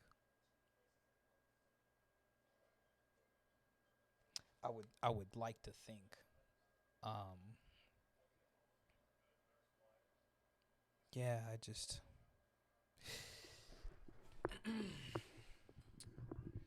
video games are cool and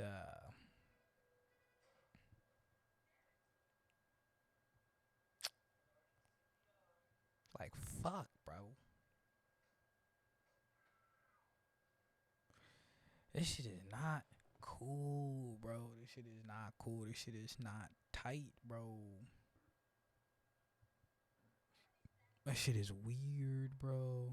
This shit is super weird. And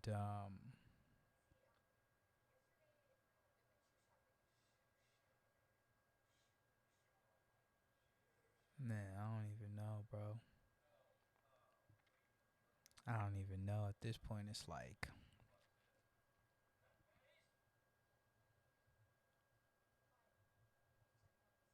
what's the real, my nigga? Like what is the real, my nigga? You know what I'm saying? Like what is the real, for real, my nigga?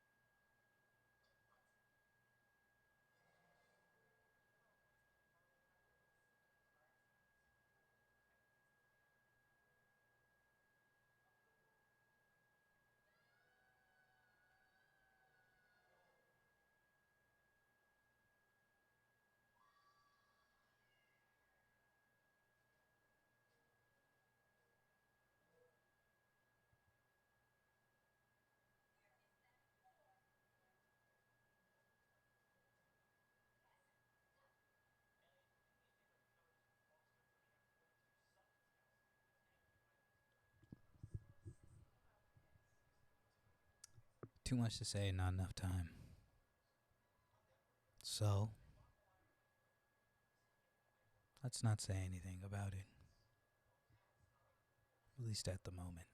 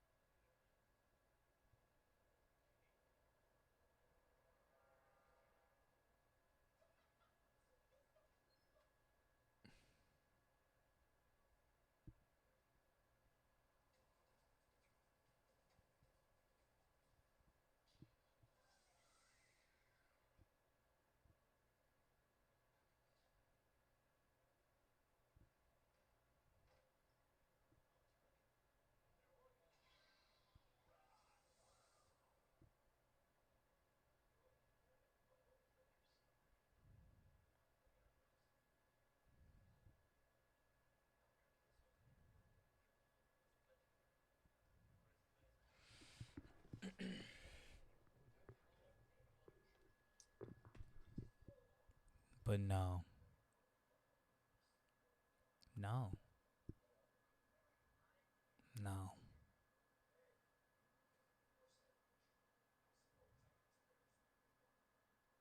eye for an eye makes the world blind. We can't do this. You can't do this. Both sides know they can't do this. And I'm not trying to play mediator, but I think we just got to keep it real.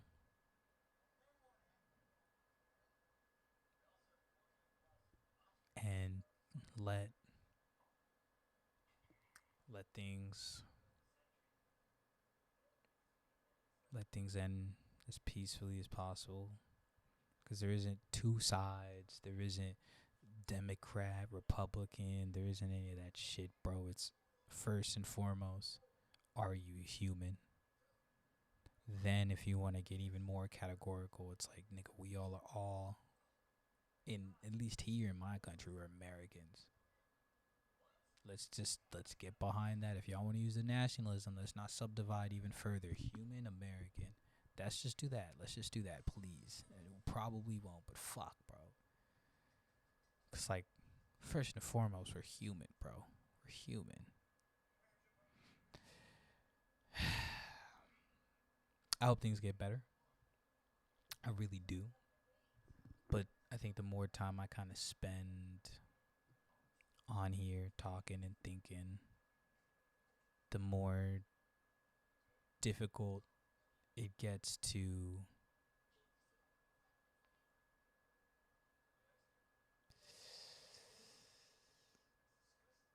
keep going with just like not acknowledging what's real.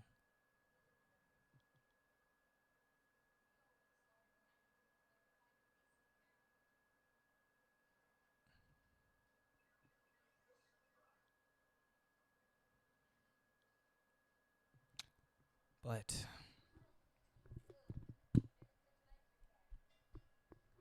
yeah, clearly this is difficult for me. I mean, I don't know.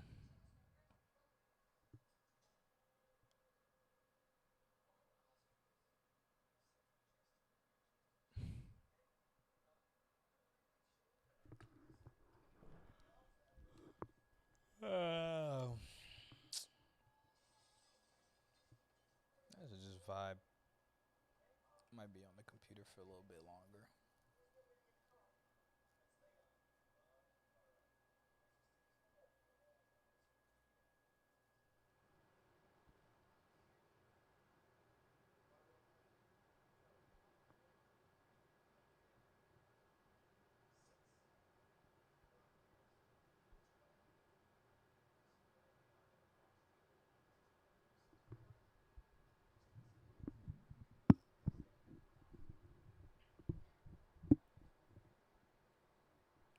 All right. Well,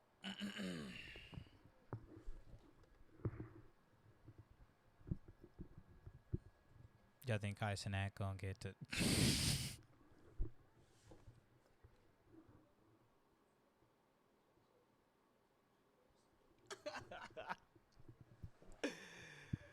Oh, fucking A, dude. Fucking A, bro. Alright, anyway. Hope y'all stay safe. Stay blessed. You know what I mean? Keep being yourselves. You know. Try not to hurt people. Try not to be hurt. And like have a good life, man. We only get the one. Even if they believe in the afterlife and, you know, that's eternal. You only get this one flesh body. So, you know, good however you deem good to be, right? If you deem good to be, I'm going to sit on my ass and I'm going to play fucking, what is this nigga playing? Skyrim Special Edition or fucking 2KXO or fucking, you know, whatever game you enjoy. If you're going to use it to go travel the world, if you're going to use it to just, you know, preach the gospel but not, you know, force anybody or force policy to abide by your gospel, or, you know, force anyone to play the game with you, or force, you know what I'm saying? Just as long as you're respecting people's autonomy and exercising your own in a way that makes you happy, then kudos to you and more power to you. And yeah, my nigga, I'm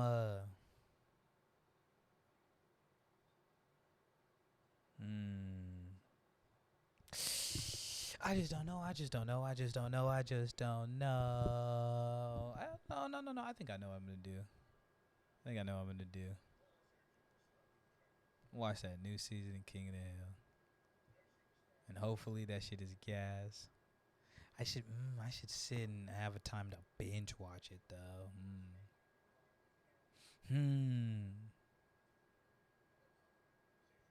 Whatever, man. Anyways, bro, talking. This is so weird, bro. Talking on the internet is so strange, bro. It's so strange, bro. It's so strange, bro. But yeah, one of these people I followed who's playing one of the homies. I don't say homies. I don't know this person. They cool though. They're playing Skyrim, and we'll go ahead and raid them.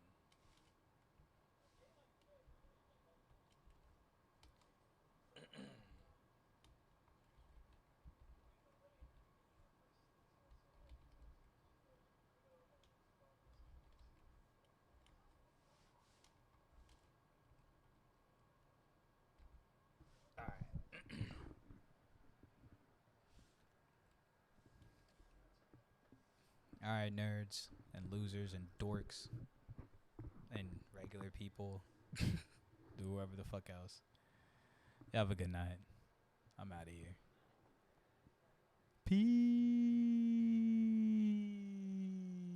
So like I already know every funny line.